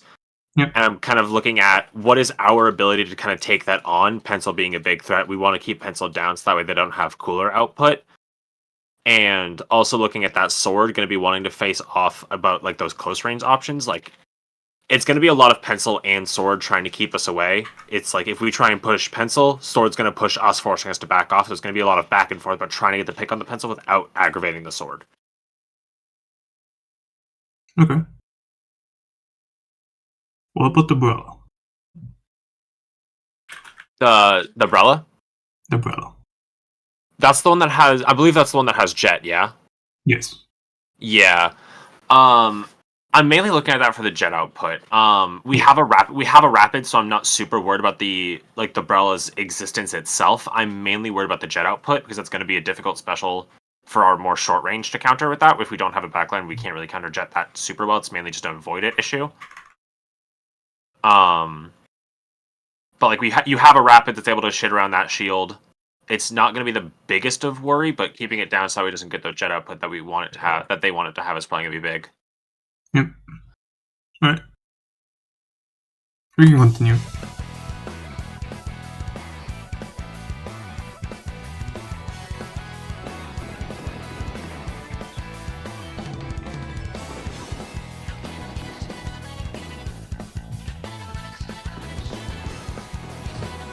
Pause. So, did you guys talk beforehand on what you guys wanted to do with this? Not a lot, and looking at this right now, I'm not happy with where we're taking like everybody on that back right or that bottom right. Yeah. So what I see happening is at the start, the shot moved up and took a fight. Didn't get a pick, so they moved back, and then now everyone's paying for special. Yeah. In the same place, which is very ineffective. Yeah. So making sure you talk with your teammates before the game starts on what you want to do. Mm-hmm. So that like everyone is on the same page. Like the shot goes in, everyone else was paying for special, then the shot might die, and then you go one down in the opening. So stuff like that happens, and you don't want it to. So you just want to make sure you talk beforehand. Mm-hmm. And yeah, don't have all three shooters. Yeah, I don't. Yeah, because I've seen this issue of like foreign shooters stepping on each other's toes because you all want to play the same way. You gotta like set your playstyles out beforehand to avoid that. Yeah.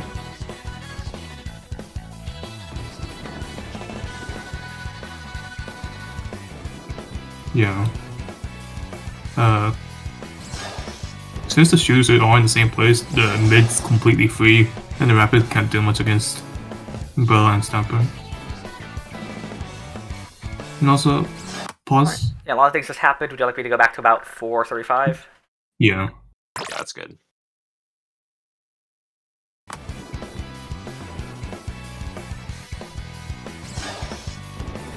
You guys get the ball. Tap as cooler. Splashes, strikes. Pops cooler. Pause. So, you guys all get special around the same time on your team. Mm-hmm. And yes, you get the pencil, but also your shot goes down. Yeah. The Zuka is extremely important, especially against this matchup where Zuka is your only real answer. You have the Stamper. Mm-hmm. Because it just outranges everything on your team. Yeah. So them going down, even if it is a trade against the pencil, is very bad. It's kind of mitigated with the cooler if they grabbed it. I couldn't see if they did, but even still, you don't want your main entry special person to die. So just making sure to play safely if you guys are ready to push. Gotcha. Okay.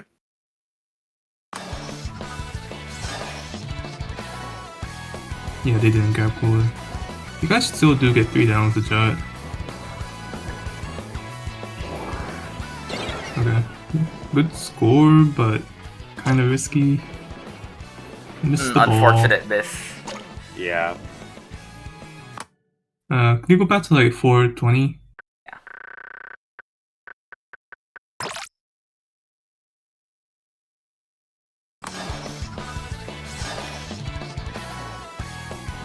So trade gets one's jet. Pause. Since you had a jet backing up, the splash just needed to shoot the shot. Yeah. Like they're in Zuka and there's a jet on them. They're very weak and very easy to kill. So getting that pick and then holding that elbow area until your teammates jump back in would have been a lot more stable and more safe. Yeah, playing not as hasty. I'd like to suggest, since they have strikes, Yeah. do y'all know what I mean by the bed position on this map? Or do I need to explain what that location is? I have a guess, but I feel like I'm wrong. It's the spot just to the right of your splash, that little like area that slightly overlooks glass. So kind of where that bomb explosion is painted? It's the thing that looks like a mattress plus a white pillow. Yeah, like Just along a the very block. bottom of the map, just almost directly next to your splash neo. It's unpainted. Yeah, I see it. Right below the bomb. Okay. So that would be a good position to get into and throw strikes. And then I agree with that. So you could let your teammates get back in, toss strikes, and then play to hold the space. Yeah, I am a little shocked that strikes weren't thrown there just to take the space a bit better. Yeah, and then jumps come in to try and get more score, but you get Two two crimps gone, but that's comes in. not much. Yeah. Whiffing the power also just hurts there, because that should have been Yeah. a 54. That should have been like a 50-point push, even. It really should have been. Even though it wasn't super well structured, it just still should have been.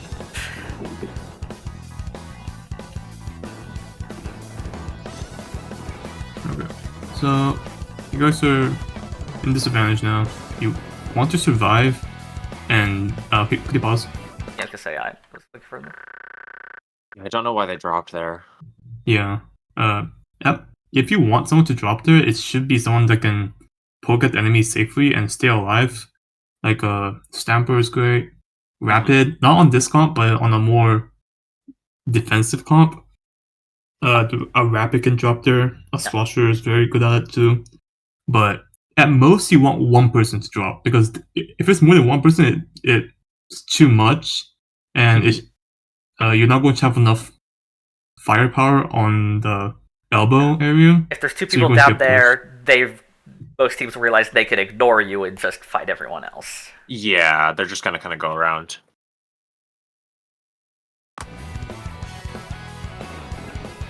And now that's leaving Rapid deal with 4 people, which is not a good idea. Yeah. Throwing bombs more to get special is important. Especially since you have 3 suction bombs, those are really strong at just holding and defensive play in general. So, yeah, on defense, throw bombs, get special, don't die, Yeah, don't they drop. and then they went 3 down here, we just didn't take space at all.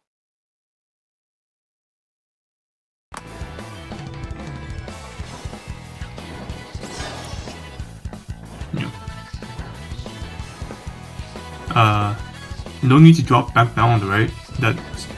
Like, you know where the jet landing is. Even if you were to go look for the other person, you should still just paint mid first. Let's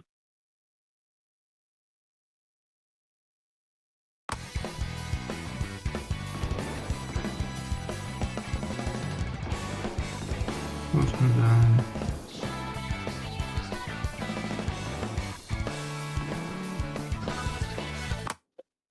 Yeah. So Cooler does get popped, so that's not like a. It's still bad, but it's not as bad as if it wasn't with Cooler. But it was a Umbrella and a Stamper. You really want to make sure you're coordinating with all of your teammates on which one to fight first. It looked like the Rapid wasn't sure which one you guys were going to take the fight with. So the Rapid took added chip on one guy, and the other 2 players, the Zap and the Shot, took the fight with the other. So then the Shot just went down. Okay. That makes sense.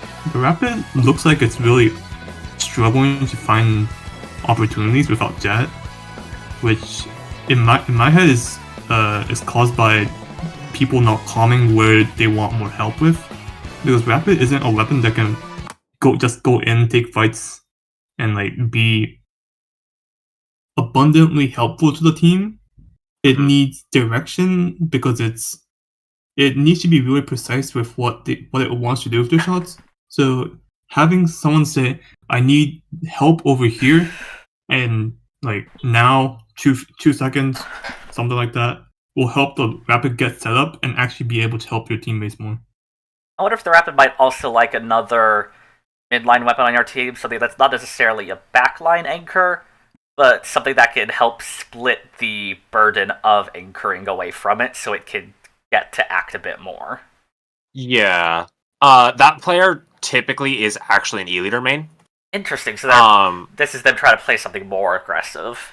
They've picked up Rapid a bit more recently. We haven't necessarily figured out how it fits in yet. That's still something we're figuring out. I am curious what other kind of midline options you would recommend, though, if not Rapid. Something that's a bit more... Sorry, repeat that? Rapid Pro Deco. Rapid Pro Deco. Okay. Yeah, that's a good one. I'd say you could put it like alongside like something like a... Maybe this is just me liking Stamper, but I feel like putting it on the same team as a Stamper could have its merits. Okay. Playoff combos. I've not played that, so I'm not sure how well that would actually work out. It's awkward because of the lack of paint. Like I've tried it with my team. It usually doesn't work. You're both kind of too slow to move how each of them want. Like, okay. In defense, it's strong, but in offense, it's clunky and awkward. Okay.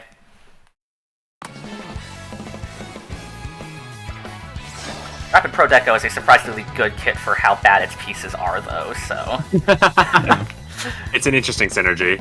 It is. I'll be curious to try that out at some point. I made a synergies tier list of the game with my friend last night, and we put Rapid Blaster in the synergistic, like Rapid Pro Deco synergistic. But that's beside the point.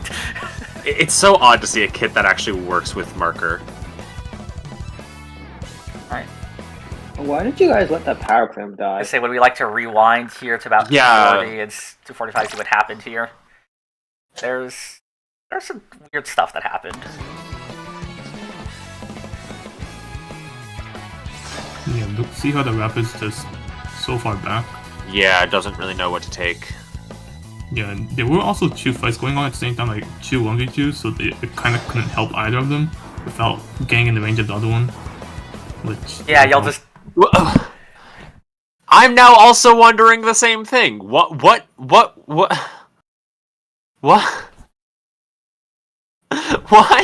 So, it died with your Rapid and then just got left there. Well, not even. The Rapid threw the clam back, died, and then no one picked it up.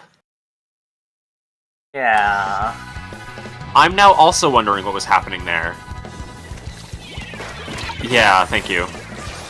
So, like, they threw it like, someone else get this, I'm gonna die. Probably, and then... Go to GP. Yeah, because they just drop next to it but don't take. Yeah.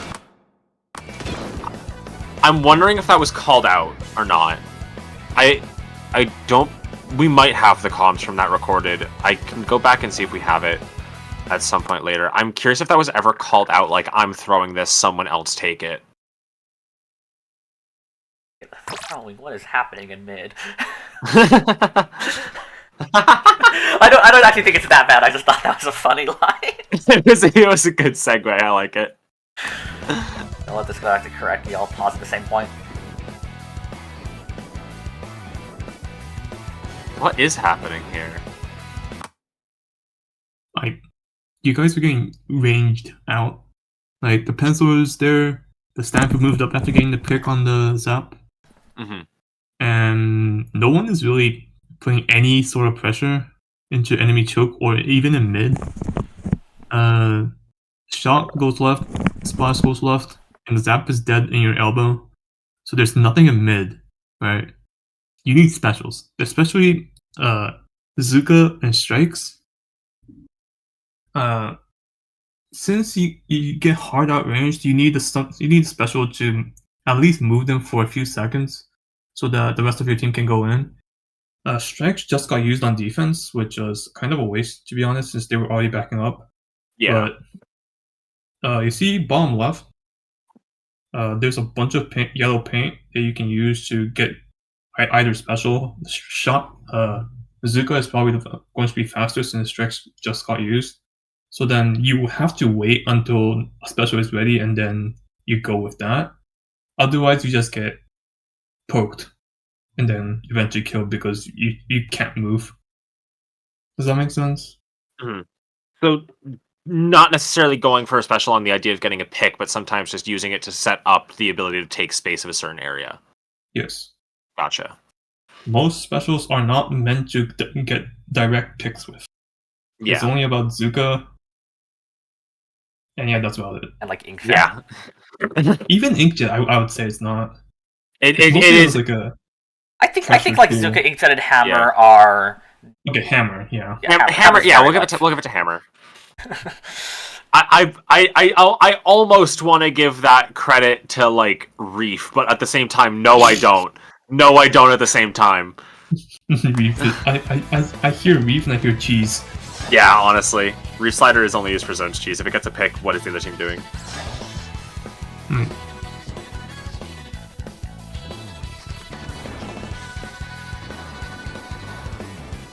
Move the Zuka. Watch the zip. Kill the zip. They zip with 7 clams in their hands. Hold on. Could you go back with like 10 seconds? Yeah, go back to like 205 here.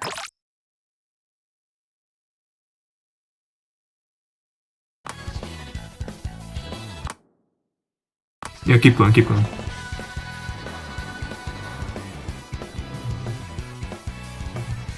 Look at your shot. What are they doing? Let's watch their POV here. Do you think that's a good idea? Let's see inside the mind of a thought player. They see the zip canister and they're like, oh, I can pull forward, which is the correct play, but I don't think it was called out. Just by looking at what was happening on the rest of the map, I don't think it was called out. Right, it works out. You guys get 3, and Blast jumps out, and then the shot dies. Pause. Because the pencil got set up. Yeah, like, you guys did the right thing. You guys got the space. And you guys also have specials. Cooler is out, Zuka is ready, Strikes is ready, and they get picked off. Either make the call to move in faster or play safer. Does that make sense? Yeah.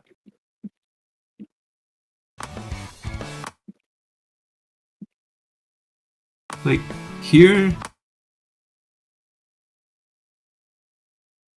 I guess this isn't the right place. Could we play like 3 more seconds? Yeah. You see the pencil, you see the snapper, you see the brawl. This is a good place to pop Zuka. You know where 3 of the enemies are, and you can assume that the other one is back in their base because that's the last guy that jumped out. And yeah, the pencil is very easy Zuka target, along with the Brella. Stamper not so much because they're playing around the wall, but having 2 people that are easy to kill should just be, okay, I can pop Zuka here and start pushing up. I do pop Zuka here, I just immediately die. Could you watch the POV? Yes. Oh yeah, you see that the... I fire 1 Zuka shot and immediately die to Stamper. Could you watch the POV at like 140? That's a little too far back, but... More time changing it.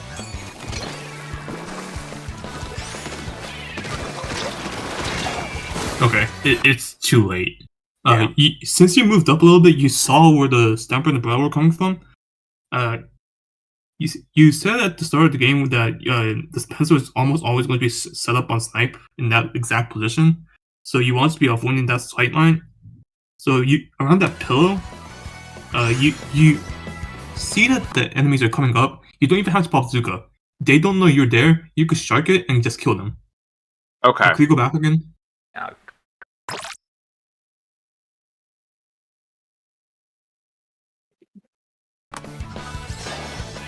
Like, watch the POV. Oh yeah, okay. And go back like 150.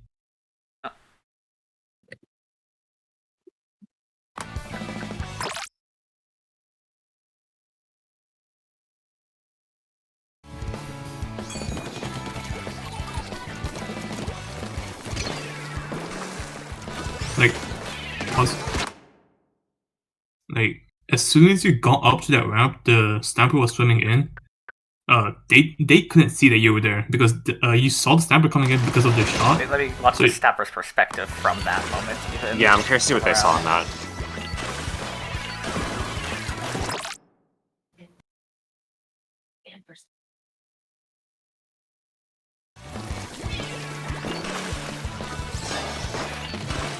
Yeah. Yeah, they did not see me there. Yeah. Or if they did, it was for half a second and they're just able to see things. Yeah. So if you had just sharked and got poked at them, you probably would have gotten the kill, which would have put the umbrella in an awkward position because they're just fighting a shot with no help. Yeah. So what would have been the better call there? Because I'm seeing two options that I have in that situation. One being to have popped Zook, but not from as far forward and like not as close to their line where I can get poked at by the Stamper. Or the other being to play that a bit more sneakily, wait for the Stamper to overextend towards people that they can see, and then just punish them for it. Second option. Yeah. Second option? Okay. 100%. I like, because I also like that. I like the play of taking glass, because if you kill that Stamper, then Azuka from that position on glass is very, very strong. Gotcha. Okay. Because you have really good angles where because your team, like once you kill that Stamper, you should have your teammates pretty much all moving like in beside you like immediately, and then you toss Zukas and they go in and fight. Gotcha. Okay. Like, you want to have as much advantage already when you use a special as possible if you can choose it. Mm-hmm. That makes sense. I like that. See, look at that. Look at the Zuka that they Yeah, that got two right there, didn't it? I think some. They might not have both been from the Zuka. I'll look at their POV. Either it got two or it allowed for two to happen. Either way, that's getting two. Yeah.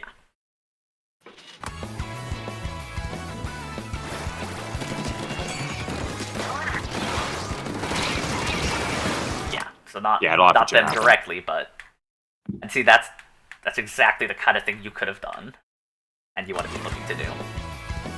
All that crazy.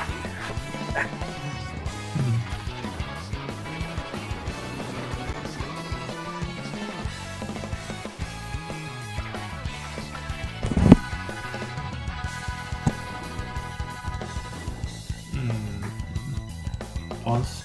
Yeah. So the splash was striking in bottom left, I think. Bottom left, where the wall is. And they come up to fight the shot. Well, I think it was a Umbrella that was also with them. I think. Could you go back? Yeah, I'll go back to like here.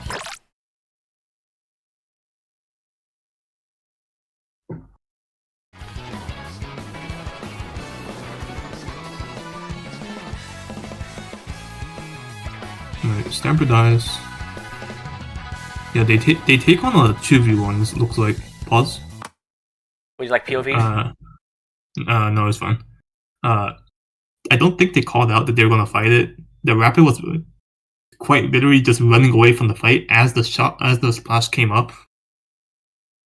So it turned from a 1v2 to a 1v2, just with a different person, instead of a 1v2 to a 2v2 with advantage because the guys were pinstering the enemies. It just turned into a disadvantage. It turned into a disadvantage fight to a disadvantage fight. Does that make sense? Yeah, can you play that moment? I want to see exactly what you're talking about there. Like, look at the Rapid and where the... Look at the Rapid and when the splash comes up.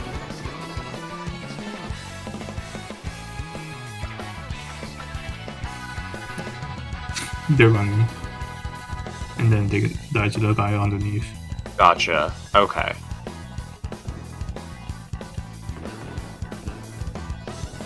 They had coolers, it's not the worst.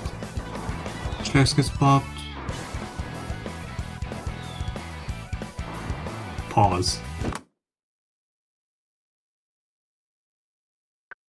Those were some extremely questionable strikes. Yeah, that's what I'm seeing as well. Okay, so I'm not. Where did the I'm third not one quite even- sure what that accomplished. Where did the third one go? What? I see. I saw two. They delayed the third one extremely long. That probably was like the full duration of the special. The first one is okay. It clears out the choke point, kind of. Yeah. Second one, it gets thrown into mid. Aw. And then the third one also gets thrown into mid. I don't. More should have been thrown up at that top mid, at that choke point. Yes. Dumping all three strikes there at the same time will just completely clear that area, which is kind of what you needed. Yeah, you are. If that- You're leaving 2 1v2s. Yeah. If you had thrown those, no, not you, but like the Splash had thrown the strikes into that choke area, they would have backed up right into your shot player, which is you. Which Mhm. would have been Very rather nice. easy fix. Yeah. So, better strikes. Strikes, I see like 3 main uses for it. 1, smoke screen. It's kind of hard to do that. 2, to forcefully clear out a specific area of the map by throwing it at the same time. And 3 is mostly just push enemies into a corner. If that makes any sense. Yep. Yeah. Make sure you have a goal, an idea for what you want to do with strikes. Otherwise, they're not going to do anything.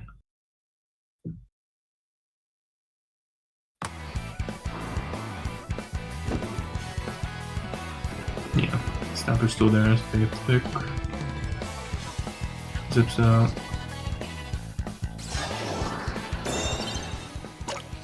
You guys get 2. You guys get 3 now, and the last guy's off respawn. Like delayed wipe. Yeah, like not bad, but yeah, if those strikes had been popped, they probably wouldn't have been able to score. Took dice. I'm assuming it's bomb. I don't think there's anything else that can kill that.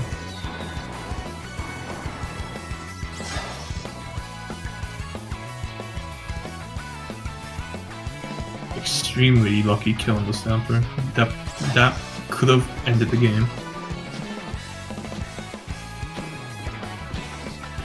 What I'm is not this sure. flash? Yeah, that's overextended fully alone With the ball. with the ball. Like, it just looks like there was panic after the push. After There's a their push, it lot looked like, okay. Y'all we are probably just like, have we to pull only this need to forward." get 1 in to win, but then you didn't put a plan together for how you were going to do that. Yeah. There was no control in mid, no specials. Didn't look like there were any callouts on where enemies are either, especially the Stamper. I'm pretty sure you could have seen a Stamper someone could have seen a Stamper at some point just looking at the right side or just opening the map. And then also the Splash is going in from the right side. If Splash wants to make a play like that, they need to call it out, throw the ball down, because that quick literally just reveals their location. Needed to not have the thing that says exactly where you are at all times on them, and probably have given that to Rapid to hold on to while they went for the flank route. Well, the Rapid already had a ball. Okay, so just throw it away. Yeah. So, big things are communication, and when taking teamfights, I kind of felt bad about the Rapid. As someone who loves playing Rapid, that looked painful. And special use, I can't really see cooler usage from overhead view. I'm just not trained my eyes for that. I wish the game gave indicators. Yeah. But just looking at the stats, more coolers. Ideally, a Zap's def count and the cooler count should be the same, or at least def count should be lower than the cooler count. Yeah. Because that's only 4 on that entire game that went in overtime. Yeah. Otherwise, don't clump up, talk to each other, throw bombs. Any questions? I don't think so off of that. No, I have a ton of notes off of that. Also, sorry if I ever do go a little bit quiet. I am taking a ton of notes. Understandable. I think we're good to watch the rerun and see how things changed. Alright. Tetris. Ooh, I was gonna say, I'll go to the overhead view and pause there. We can talk about comps, but this is immediately interesting.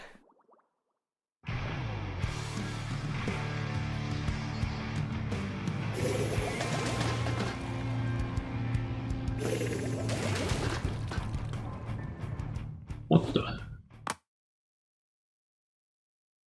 Okay, first and foremost, most of the time, don't run double blaster. You're not gonna have enough paint. Yeah.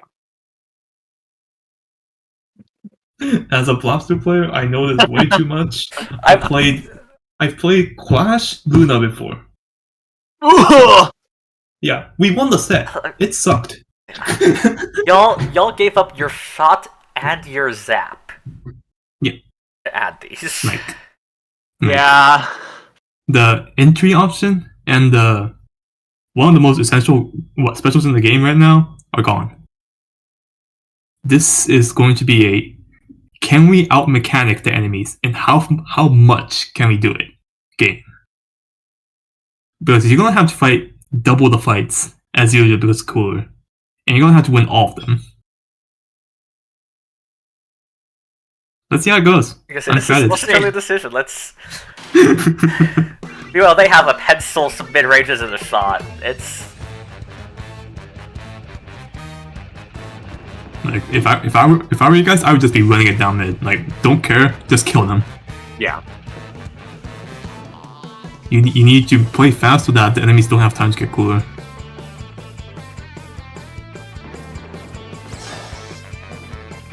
And also, pause. On this comp, the splash cannot die. If they do, you guys are screwed. You guys don't have enough paint. Gotcha. So if they're playing pretty aggressive right now, they need to hold it back if you guys are going to run a comp like this where they're the only person that can paint. They are what allows you to play the video game right now. Yeah.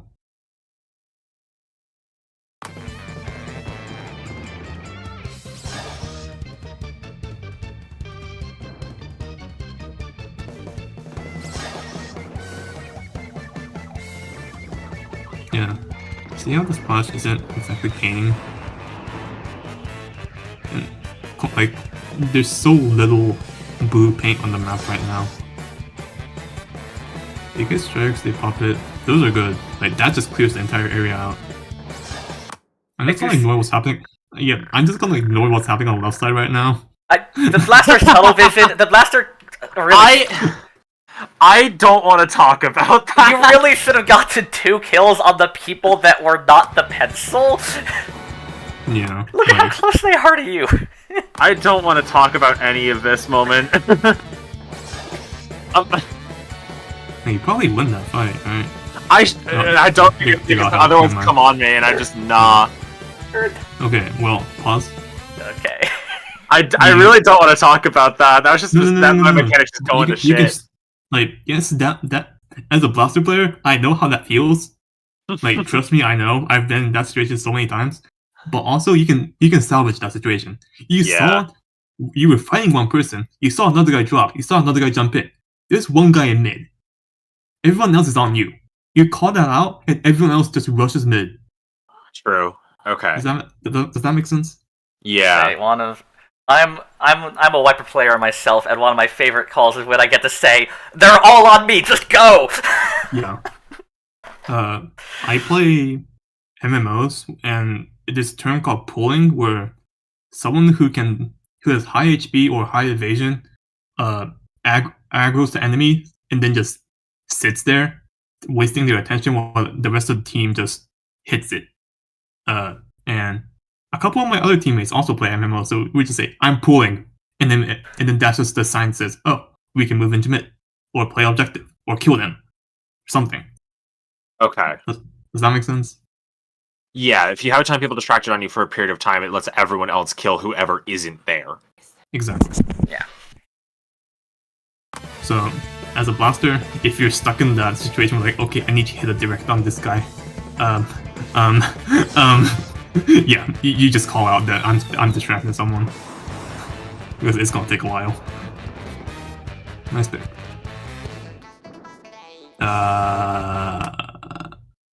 So you get a really nice pick, and then you move into a 1v3. Mm-hmm. You need to wait for your teammates to be set up a little bit more.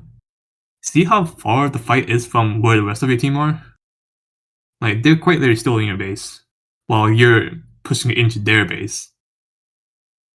Make sure you're taking team fights. This game is a team game, so you get team fights instead of solo versus team fights. Because this could have been a very strong push if you had waited a little bit more, because then that would have allowed your teammates to get control of mid before pushing in, which would have gotten specials, which would have gotten clams. Mm-hmm. And yeah. Does that make sense? Yeah.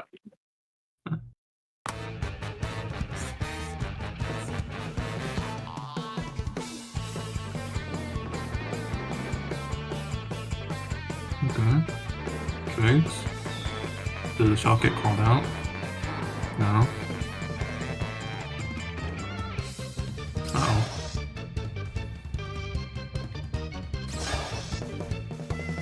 Yeah, there you go. Okay. Could you rewind like 20 seconds? Yeah, this Here. very much took us back, and I'm not sure what. I still don't know how they got in. They just dropped from left side and just I went back a bit too swam in. far even, but yeah, we'll just watch. This is fine, this is fine. Pause. You see where the splash is? Yeah. From that position, they can see that there's yellow paint going behind them. The shot is shooting bullets behind them, from in front of them. Well, not in front of them, directly, but under them. So they should be able to see it. Like, if you want to go to the POV, like scroll back, like it won't be second. perfect Yeah, because replays, but yeah, but it should be noticeable.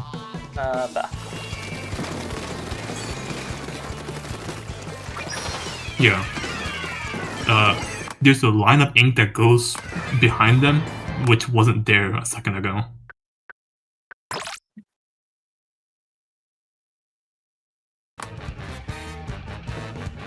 I said that area was left largely unpainted over. That's the thing. You should be painting over areas like that. Yeah, you kind of see them swimming down there as they. I look at the wrong player. That's why. I was like, why am I seeing the wrong perspective? I clicked the wrong D-pad button.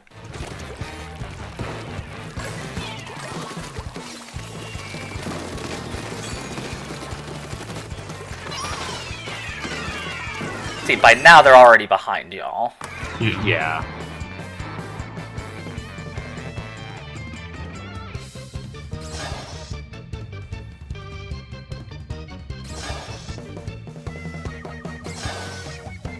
You guys get one at least. Yeah. It's largely important to paint over areas like that so that it's harder for them to make paths like that. Yeah. And also be like checking your map and such. Did you play Splatoon 2 competitively? Splatoon 2 is my first competitive game. Okay. Just wondering, because there's a lot of flankers like this in Splatoon 2. So I don't believe any of us were two competitive players in 2. Yeah. In S2, if you didn't paint stuff like this, especially in clams, you kind of just got screwed. Yeah. That's really funny. That's how we did this a lot. Anyways.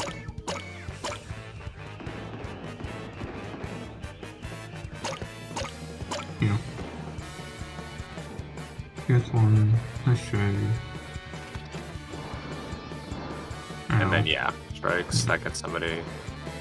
Gets They're backing up. They take mid with good pace, which is good, but then overextend a bit.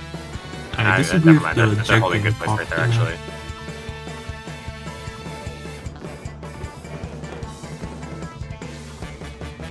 But then we just gave up way too much space rather than trying to hold that ground.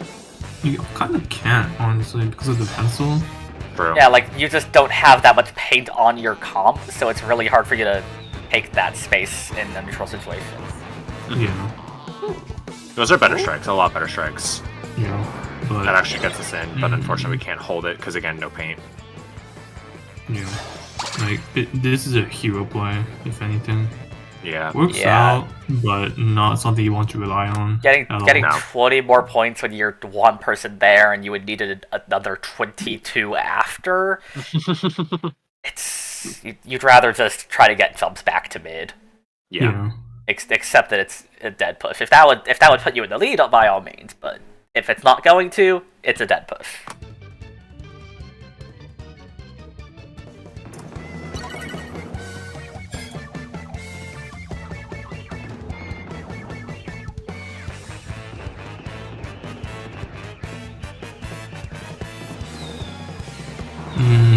Yeah. Splash cannot be the launch, I guess. Pause. Yeah. There's 3 fights happening right now. The Rapid with the Inkjet trying to get some sort of control in mid. The Blaster coming in from the bottom left, trying to get picks on whoever is holding the ledge. And the Tetra going in from the far right, trying to get picks on the range Blaster. Mhm.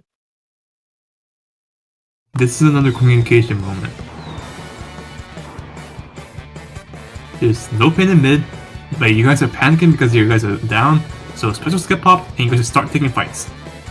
You get 1, you get 2, which is great. Those fights Well, also- converge, which is why that works. They just kind of happened to, luckily, converge on the same players. Yeah.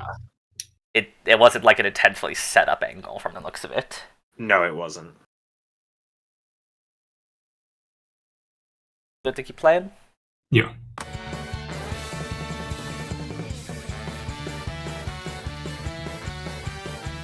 Okay, so you guys... Wait, jump back. Hold on. You guys got everyone out. You got 2 picks, I think. 2 or 3, I don't remember. Doesn't matter. 3 in the last one but- backed out, and then I just Yeah. didn't hold that space. Yeah. Like, No 2 one people moved start, like... So 2 people realize that they can start moving up. Yeah, Move up. 3 kills and a jump. Yeah, so this is completely free. Everyone goes to mid. Yeah. That elbow area on this map is one of The most important part of it. Yeah, you wanna hold glass. You could, if your other players need to get there, like you can have them jump over there. You can have them super jump into that elbow. Yeah. If mid's too painted, it's gonna take too long. It's just you have the golden goose, and then you just tossed it out the window.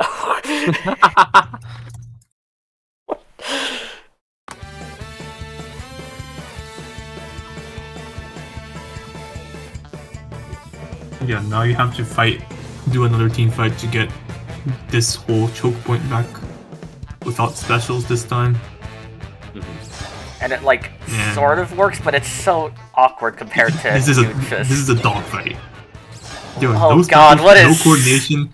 Hold and on. just- There's a graph view, right? Look at the look at the fucking density of deaths Yeah. on this entire It's graph just, it's just a view. dog fight. No, neither Like, team look, wants to the- stop. The and they most just want recent to special was back here, and there was this, and then see, this is, I think these two are the splashdown. Like 1, 2, 3, 4, 5, 6, 7, 8, 9, 10. 2 and like. Some people respawned and then died a second time during that fight.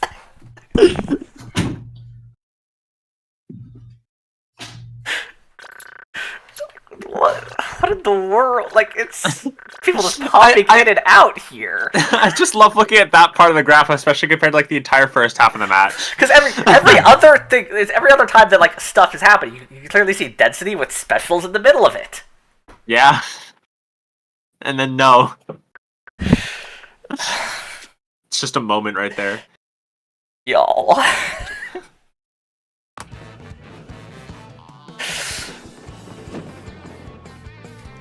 Like, both teams are panicking.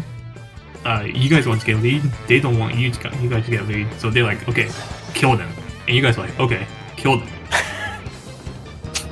And technically, because that was the goal you set, you both technically accomplished it. Yeah. Yeah.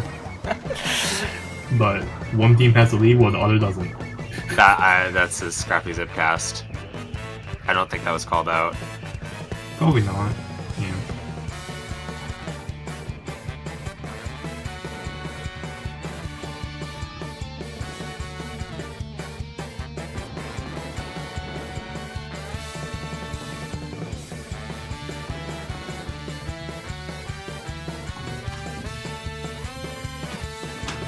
Let's get fun.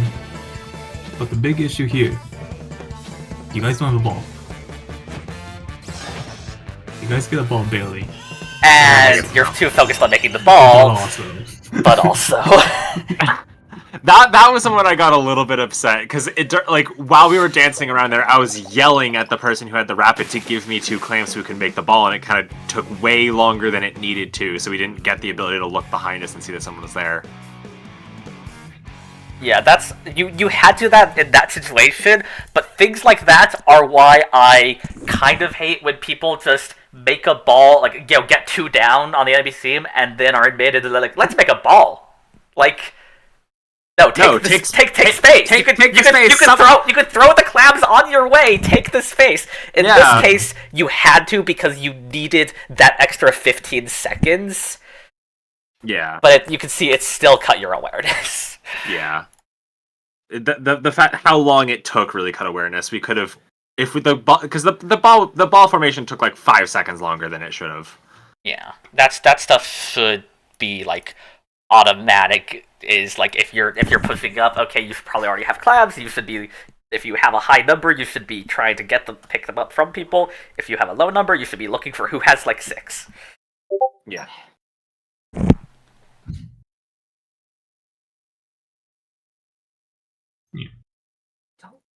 so, could you look at the stats from that game? Yeah. Let's go to the brawl view. So glad they had that graph view. That allowed for... that graph view is goofy. Yeah. Yeah, 2 and 11 from Dooley's there. Eight deaths on your splash, too. Yeah. 1668 on that comp is not enough. No. As someone who plays Tent, Roller, Blaster, Zap, that is not enough. If you wanna... I feel like if you want comps... Like...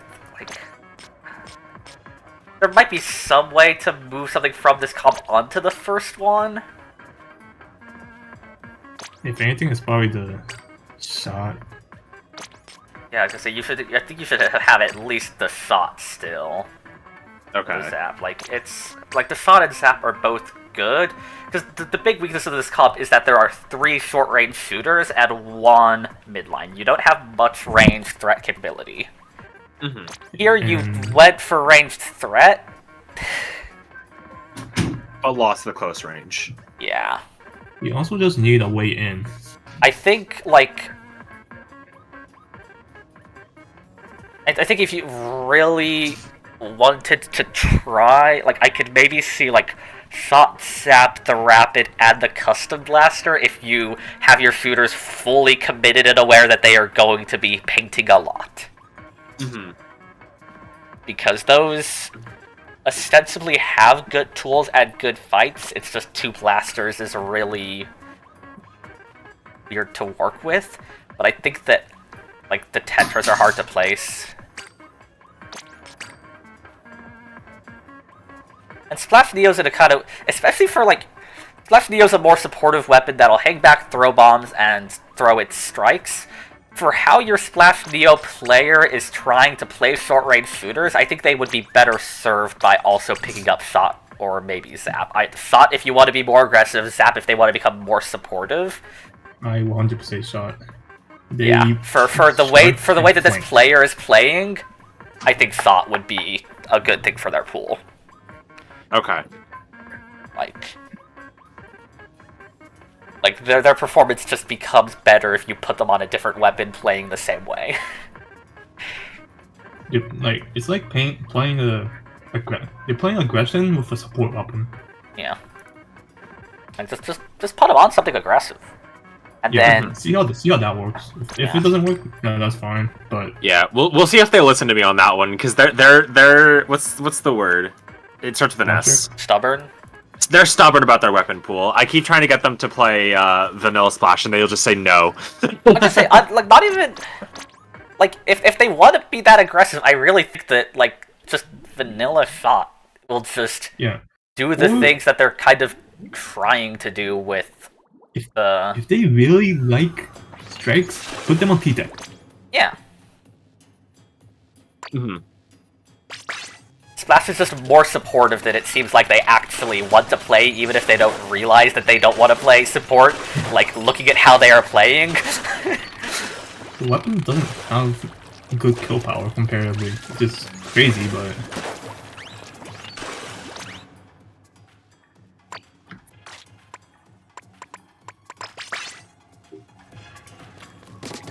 I mean, it's just the fact that this is a 4-shot versus a 3-shot. Yeah. I mean, if they also want, I mean, D-Slosh is also a pretty good strike option. It's just a much different playstyle. Yeah, it's the playstyle that they're gonna violently refuse on that. They're gonna say it's too slow. Yeah, no, I am just looking at like they're trying to be like a fast short range shooter, and they're just not picking a weapon that actually does what it seems like they want to be doing. Like, just y'all can have a second V-Shot player on your team. That's fine. Like, it's a good weapon in the video game. They like the quick movement based aggression. Okay, so that's why they like Splash. Like, Splash is faster than Shot. Yeah. Yeah. So it's their movements, their specialty, and they want to play weapons that really let that shine. I mean, if they do that. Also zap. Zap's fast. You could put them on Zap and just know they're going to be a little bit less, like, that's still similar things. They can only play aggressive when they have Cooler. When they have Cooler, they should be the most aggressive player on the team. That's the kind of the weird way of it. If you guys want to, you could run like an orange Zap, gray Zap. Since GP still seems they want to play they play support weapons, but they want to be aggressive. By the way, that isn't the worst option now. The 30 damage buff to Zap actually makes it so it combos with jumps now. Mm-hmm. Yeah. So that is an option. It's just hard. It's weird. Yeah. Y'all are still low level, so you could probably make it work. That's kind of the. So true. That's one of the things that impress on people is that like. You don't need to worry about the top level meta and the high level meta as much as those teams do, because you are literally playing in a different meta game by playing against different teams than they are. Like your meta game is slightly different. If you can make thumps work in your meta game, it doesn't matter whether or not someone like an order of magnitude better at the game than you are could. And also like just that goes to a lot of like until you get top level, that goes the same way. Like, I'm literally Div 4, which is like, it's like middle of the pack. Yeah, it's where I'm crying again. I lost to a V-Bro. Yeah. That thing is garbage. And we lost to it. So like... Also, I main Luna. Which is like, unplayably bad. Never been in meta since like 2. 1. It was in 1 when it was absolutely broken because it did massive main fucking damage up, blast radius full damage, massive blast radius. I think better blast radius and fire speed than it has now. I think those. It went from 50 to 48. Yeah. It has Clash Blaster radius. Absolutely fucking insane weapon in the first game. Got nerfed extremely deservedly. Yeah. And I still play it. I can still bring it to Div 4 scrims and do fine. So like, play what you think will work. And, if it doesn't, try stuff out. And That's kind of also, what it these are other more skirmishy playstyles. But if they want to like play fast, annoying things. Also, another thing in their kit is this. Okay, I can see that. Play it. Because play it. Yeah, like thank you. Like put them on. If they want to play V Splash, but like play V Dualies it has independently good parts and uses them well together and would be better on those comps than a Splash is. It's much better suited for them being aggressive. This is very personal bias here, but I like this one. It does things. Alexa will tell you that that's something that I'm trying to get back into. I used to play that. I'm trying to get back into it. Gotcha. I am now legitimately a Four Swords main. It's what my weapon pool has become. Like this is my locker over here. Can you tell what weapon class I like? We got Link over here. Yeah, I mean, also if they want to, they could try Stamper. Stamper's a very slow weapon. Probably not on that player. Maybe on your team, but we do gotta. At some point, it looks like we do gotta see if we can get me a bit more on Stamper practice, because I do want to get Wipers and Stampers back into my kit, especially if it's gonna work better with a Rapid. I think it would be interesting to see, like, because it's lower paint. You would want to run around with two shooters, but I feel like Stamper and Rapid both want to sometimes anchor and sometimes be aggressive, and you could see if it works for you, trying to split the responsibility between those weapons.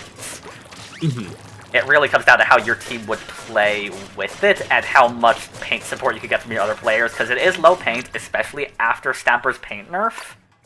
Stamper is a slightly paint negative weapon, I would consider, on like painting capability. It's not as much as a blaster is. Pretty much. I consider it like a paint neutral. It paints sufficiently for itself, but you don't want to be running multiple paint neutral weapons either. Yeah, I think with how it is now after the nerf, and with how often I find myself having issues with my feet being painted, it's neutral or very slightly negative. Yeah. So if you wanted to run that with a Rapid, you would test after the scrim maybe with some very paint positive weapons. I think Wiper is more paint positive than it, but would not do as much of the helping take the range pressure off of it would. But especially running against a Nautilus or a Squeezer, your Wiper is pretty much screwed. Yeah, Wiper's advantage with the Rapid is Wiper's very good at starting fights that the Rapid can participate in, and like making those fights last long enough for the Rapid to do something. And Rapid does like to chip in on fights in that way. Yeah, it wants to chip in and get like an indirect or please a direct on a shot, but it's not going to be. But if it doesn't. The Rapid doesn't really want to be starting fights. They more so want to be the one trying to finish them. From they want to participate, chip in. Yeah, and that's kind of the distinction. I make that distinction with like skirmishers and slayers. Skirmisher weapons want to be the ones starting fights but not finishing them. Slayers want to finish fights but not start them. Rapid is a little bit on the... It's not a full slayer, it's kind of an anchor slayer. Those are the roles it'll find itself in the most often, referring to weapons as roles is, well, problematic for the reasons the other coaches will know, but it's also convenient. Yeah. So, like... Yeah, it's convenient, but always refer to the fluidity The thing. easiest way to say it is that the roles that Rapid Deca will find itself in most often are going to be anchoring and slaying, with a little bit of skirmishing whenever it's playing Bioledge, trying to bother people and not actually, like, kill them or get in a fight. It just wants to be a nuisance. If you're in advantage, you want to be taking fights with other people and trying to get a shot or two off in the fight, but not necessarily being the one that starts it. Yeah. If you're in neutral or disadvantage, you more so want to be kind of just not allowing people to take a space because you Yeah. have constant explosions going on in an area. If they walk in, they just kind of die. Poking them and bothering them. And then when you Yeah. need to, like, okay, it's time for me to, like, okay, we're in a good position, enemy team is vulnerable and retreating, it's time for us to get picks because we have everything organized for it, we just need a little bit of slaying power. You have a jetpack. Yeah. This is what kind of gives it that ability. It's like how, like, I say Wiper is mostly a skirmisher, very, very much mostly, especially V-Wiper. But when it gets hammer, that's what really gives it the ability to pivot into a slayer when that's necessary. Same concept. Gotcha. Okay.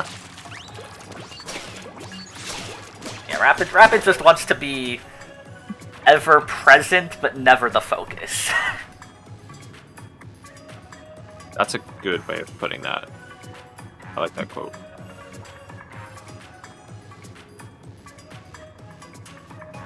Yeah, I think that's covered both matches. Any other questions you got there, Cyan? Give me a couple to jot something down, and I do have one. Alright.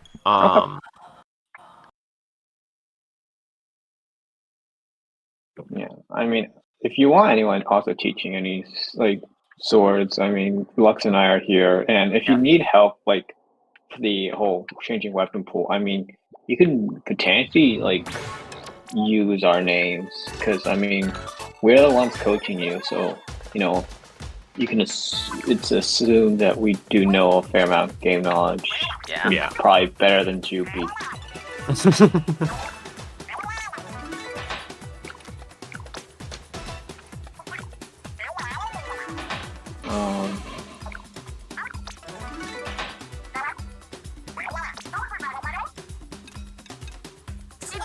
Yeah, I mean, I think besides that, I mean, the only thing I would really want would be probably just, I think maybe a discussion with you, Cyan, personally. Okay. But that should be after the stream though. Yeah, we can do that. Yeah, would you like me to end stream now? I do just have one more question. So, what do you recommend for trying to? So, because the dualies that we had in the second match is essentially a Tetris one trick, and it's interesting to fit that into comps, especially where, you know, we have Jupi playing Neo Splash and playing. This match was just bad. They typically do a bit better than that. You know, we have somebody who already kind of plays a lot of movement stuff. We have more people who want to be taking that Slayer skirmisher role. What would be a good thing that, like, doesn't necessarily change playstyle fully, but kind of allows a less feeding focused comp, I guess you can say? Kind of, it's, you know, it's Tetris. They want to go in, they probably get one and then trade the second. They die a lot. That's what they do. I'm trying to think of, like, what's something we can, like, offer as an option that isn't as, like, death focused for them. Wiper's right there. Just say Wiper is a really, like, Wiper and Tetris do the same thing, but I think Wiper is better at surviving. Okay. Like, it's mechanically quite different, but the playstyle is easily the most similar thing to Tetris. Do they run? I didn't look at their kit. Do they run QR on Tetris still? Probably. All right. I will show. So this is the build I used to run. So. This is the build I used to run on Wiper before Cooler Meta. Since Cooler Meta started, I actually run this. So the idea of that is I have less QR. I'm supposed to be, like, I will die without Cooler sometimes still. Like, it's gonna happen. But I am usually trying to have Cooler when I'm doing big things, especially before Hammer. I try to have Cooler whenever that is possible or reasonable. There are opportunities where I will go in and get a trade or a 2 without it. But usually what this plays to do, like, instead of running QR, I am running 12 AP of Quick Super Jump, you see. So the theoretical goal with this is, you know, poke from a distance, be very mobile, you know, throw torps, be a problem poke them out, take flanks, all the standard stuff. Get cooler and like run in at them and create those same kind of aggressive positions. Use this to get kills or sometimes just get attention. And then if I am in a like rough situation, hide behind a wall and try to jump out.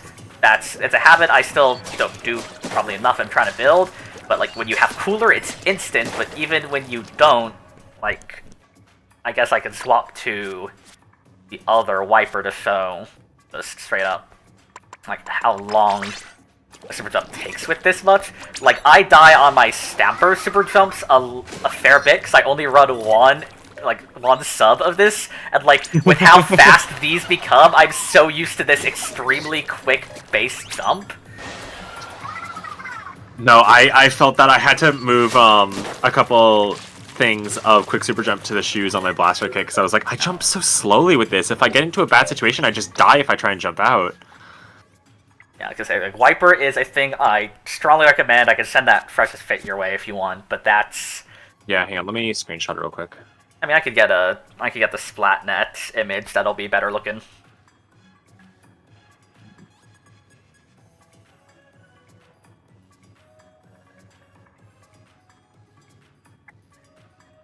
If you want something, because Wiper is still a very niche weapon, and it's still kind of hard to make it work, but it does not struggle to that nearly as much as Tetris. They both currently suffer from the same thing, which is that they have very unique strengths in principle. But what has ended up happening is that cooler meta has basically given every other weapon in the every other frontline weapon access to those same strengths at the moments that actually matter. Right. Wiper handles being in that new position better than Tetris does. Okay.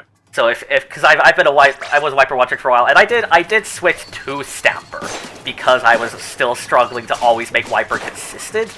But it seems y'all y'all have a big roster, and they're kind of a one-trick, occasional slot-in, not core member anyways. Yeah, we have 5 people, and it's kind of like, I'm not a fan of it because I'd like more people to be in and out a bit more, but we tend to have 3 people that are main and then 2 people that are kind of switch in and out depending on situation. That's a pretty reasonable thing. That's what my team has kind of settled into doing. We have 6 people, but 5 for CCA, so it's... Gotcha. It ends up being something similar. Yeah, I don't know. You can make Neptune pursue Masters, but you know. come to PCU for a degree. That's definitely a reasonable. That's a reasonable thing to do just to get an initial CCA player. I mean, if your Tetris player wants to be more of a rat, they can go and play like Ink Brush or V-Sploosh if they want to. Those are options. Yeah. I mean, CalamArnie takes those weapons and makes them work, so they still value. Yeah. You have to really pick one you like and dedicate yourself to it. But like if they're already a one trick and want to stick with that playstyle, they don't gotta necessarily change that. Just look for other things with a similar style that help you branch out. The other option is to go to something a little bit more standard and just like really rely on your cooler and like every single time you have it, start playing in that same familiar, aggressive and fast way. And just try to like curb yourself for half of the game. Gotcha. Okay. Like, I think Wiper will fit well, especially if we take the if we keep playing with Rapid Deco. I think Rapid Deco and Wiper is not going to be a bad idea. That's paint positivity. Well, it's going one to neutralize the other, but you know. Yeah, I don't think that's a bad idea for a like comp synergies, those 2 weapons. And if they end up liking Wiper, the second kit of it is actually like it's got its uses. It offers a thing that the main kit doesn't, and both are like playable. I mean, I call myself a 4 swords main, right? Like, I do play all of these competitively. V-Stamper the least because damn, it is so hard to feel like you're good at that weapon. Yeah. Yeah, it's such a high skill ceiling, but man, is it a low skill floor. Like, there's just no ability. It's one of those weapons you have to be good at before you can even touch it. Which, It's unfortunate. You're talking to some biased people here, but Wiper could be fun. All three of us play swords or at some point have. What can I say? They're a well-designed weapon class. And yeah, I mean, I'm in the same boat as Lux. I play all 4 swords too, and you should know that. Yeah, I very much do. But I think with that, do you have any other questions? I think I'm all good. Okay. All right, then. You can stop recording whenever you feel like. I think I'll go ahead and end stream.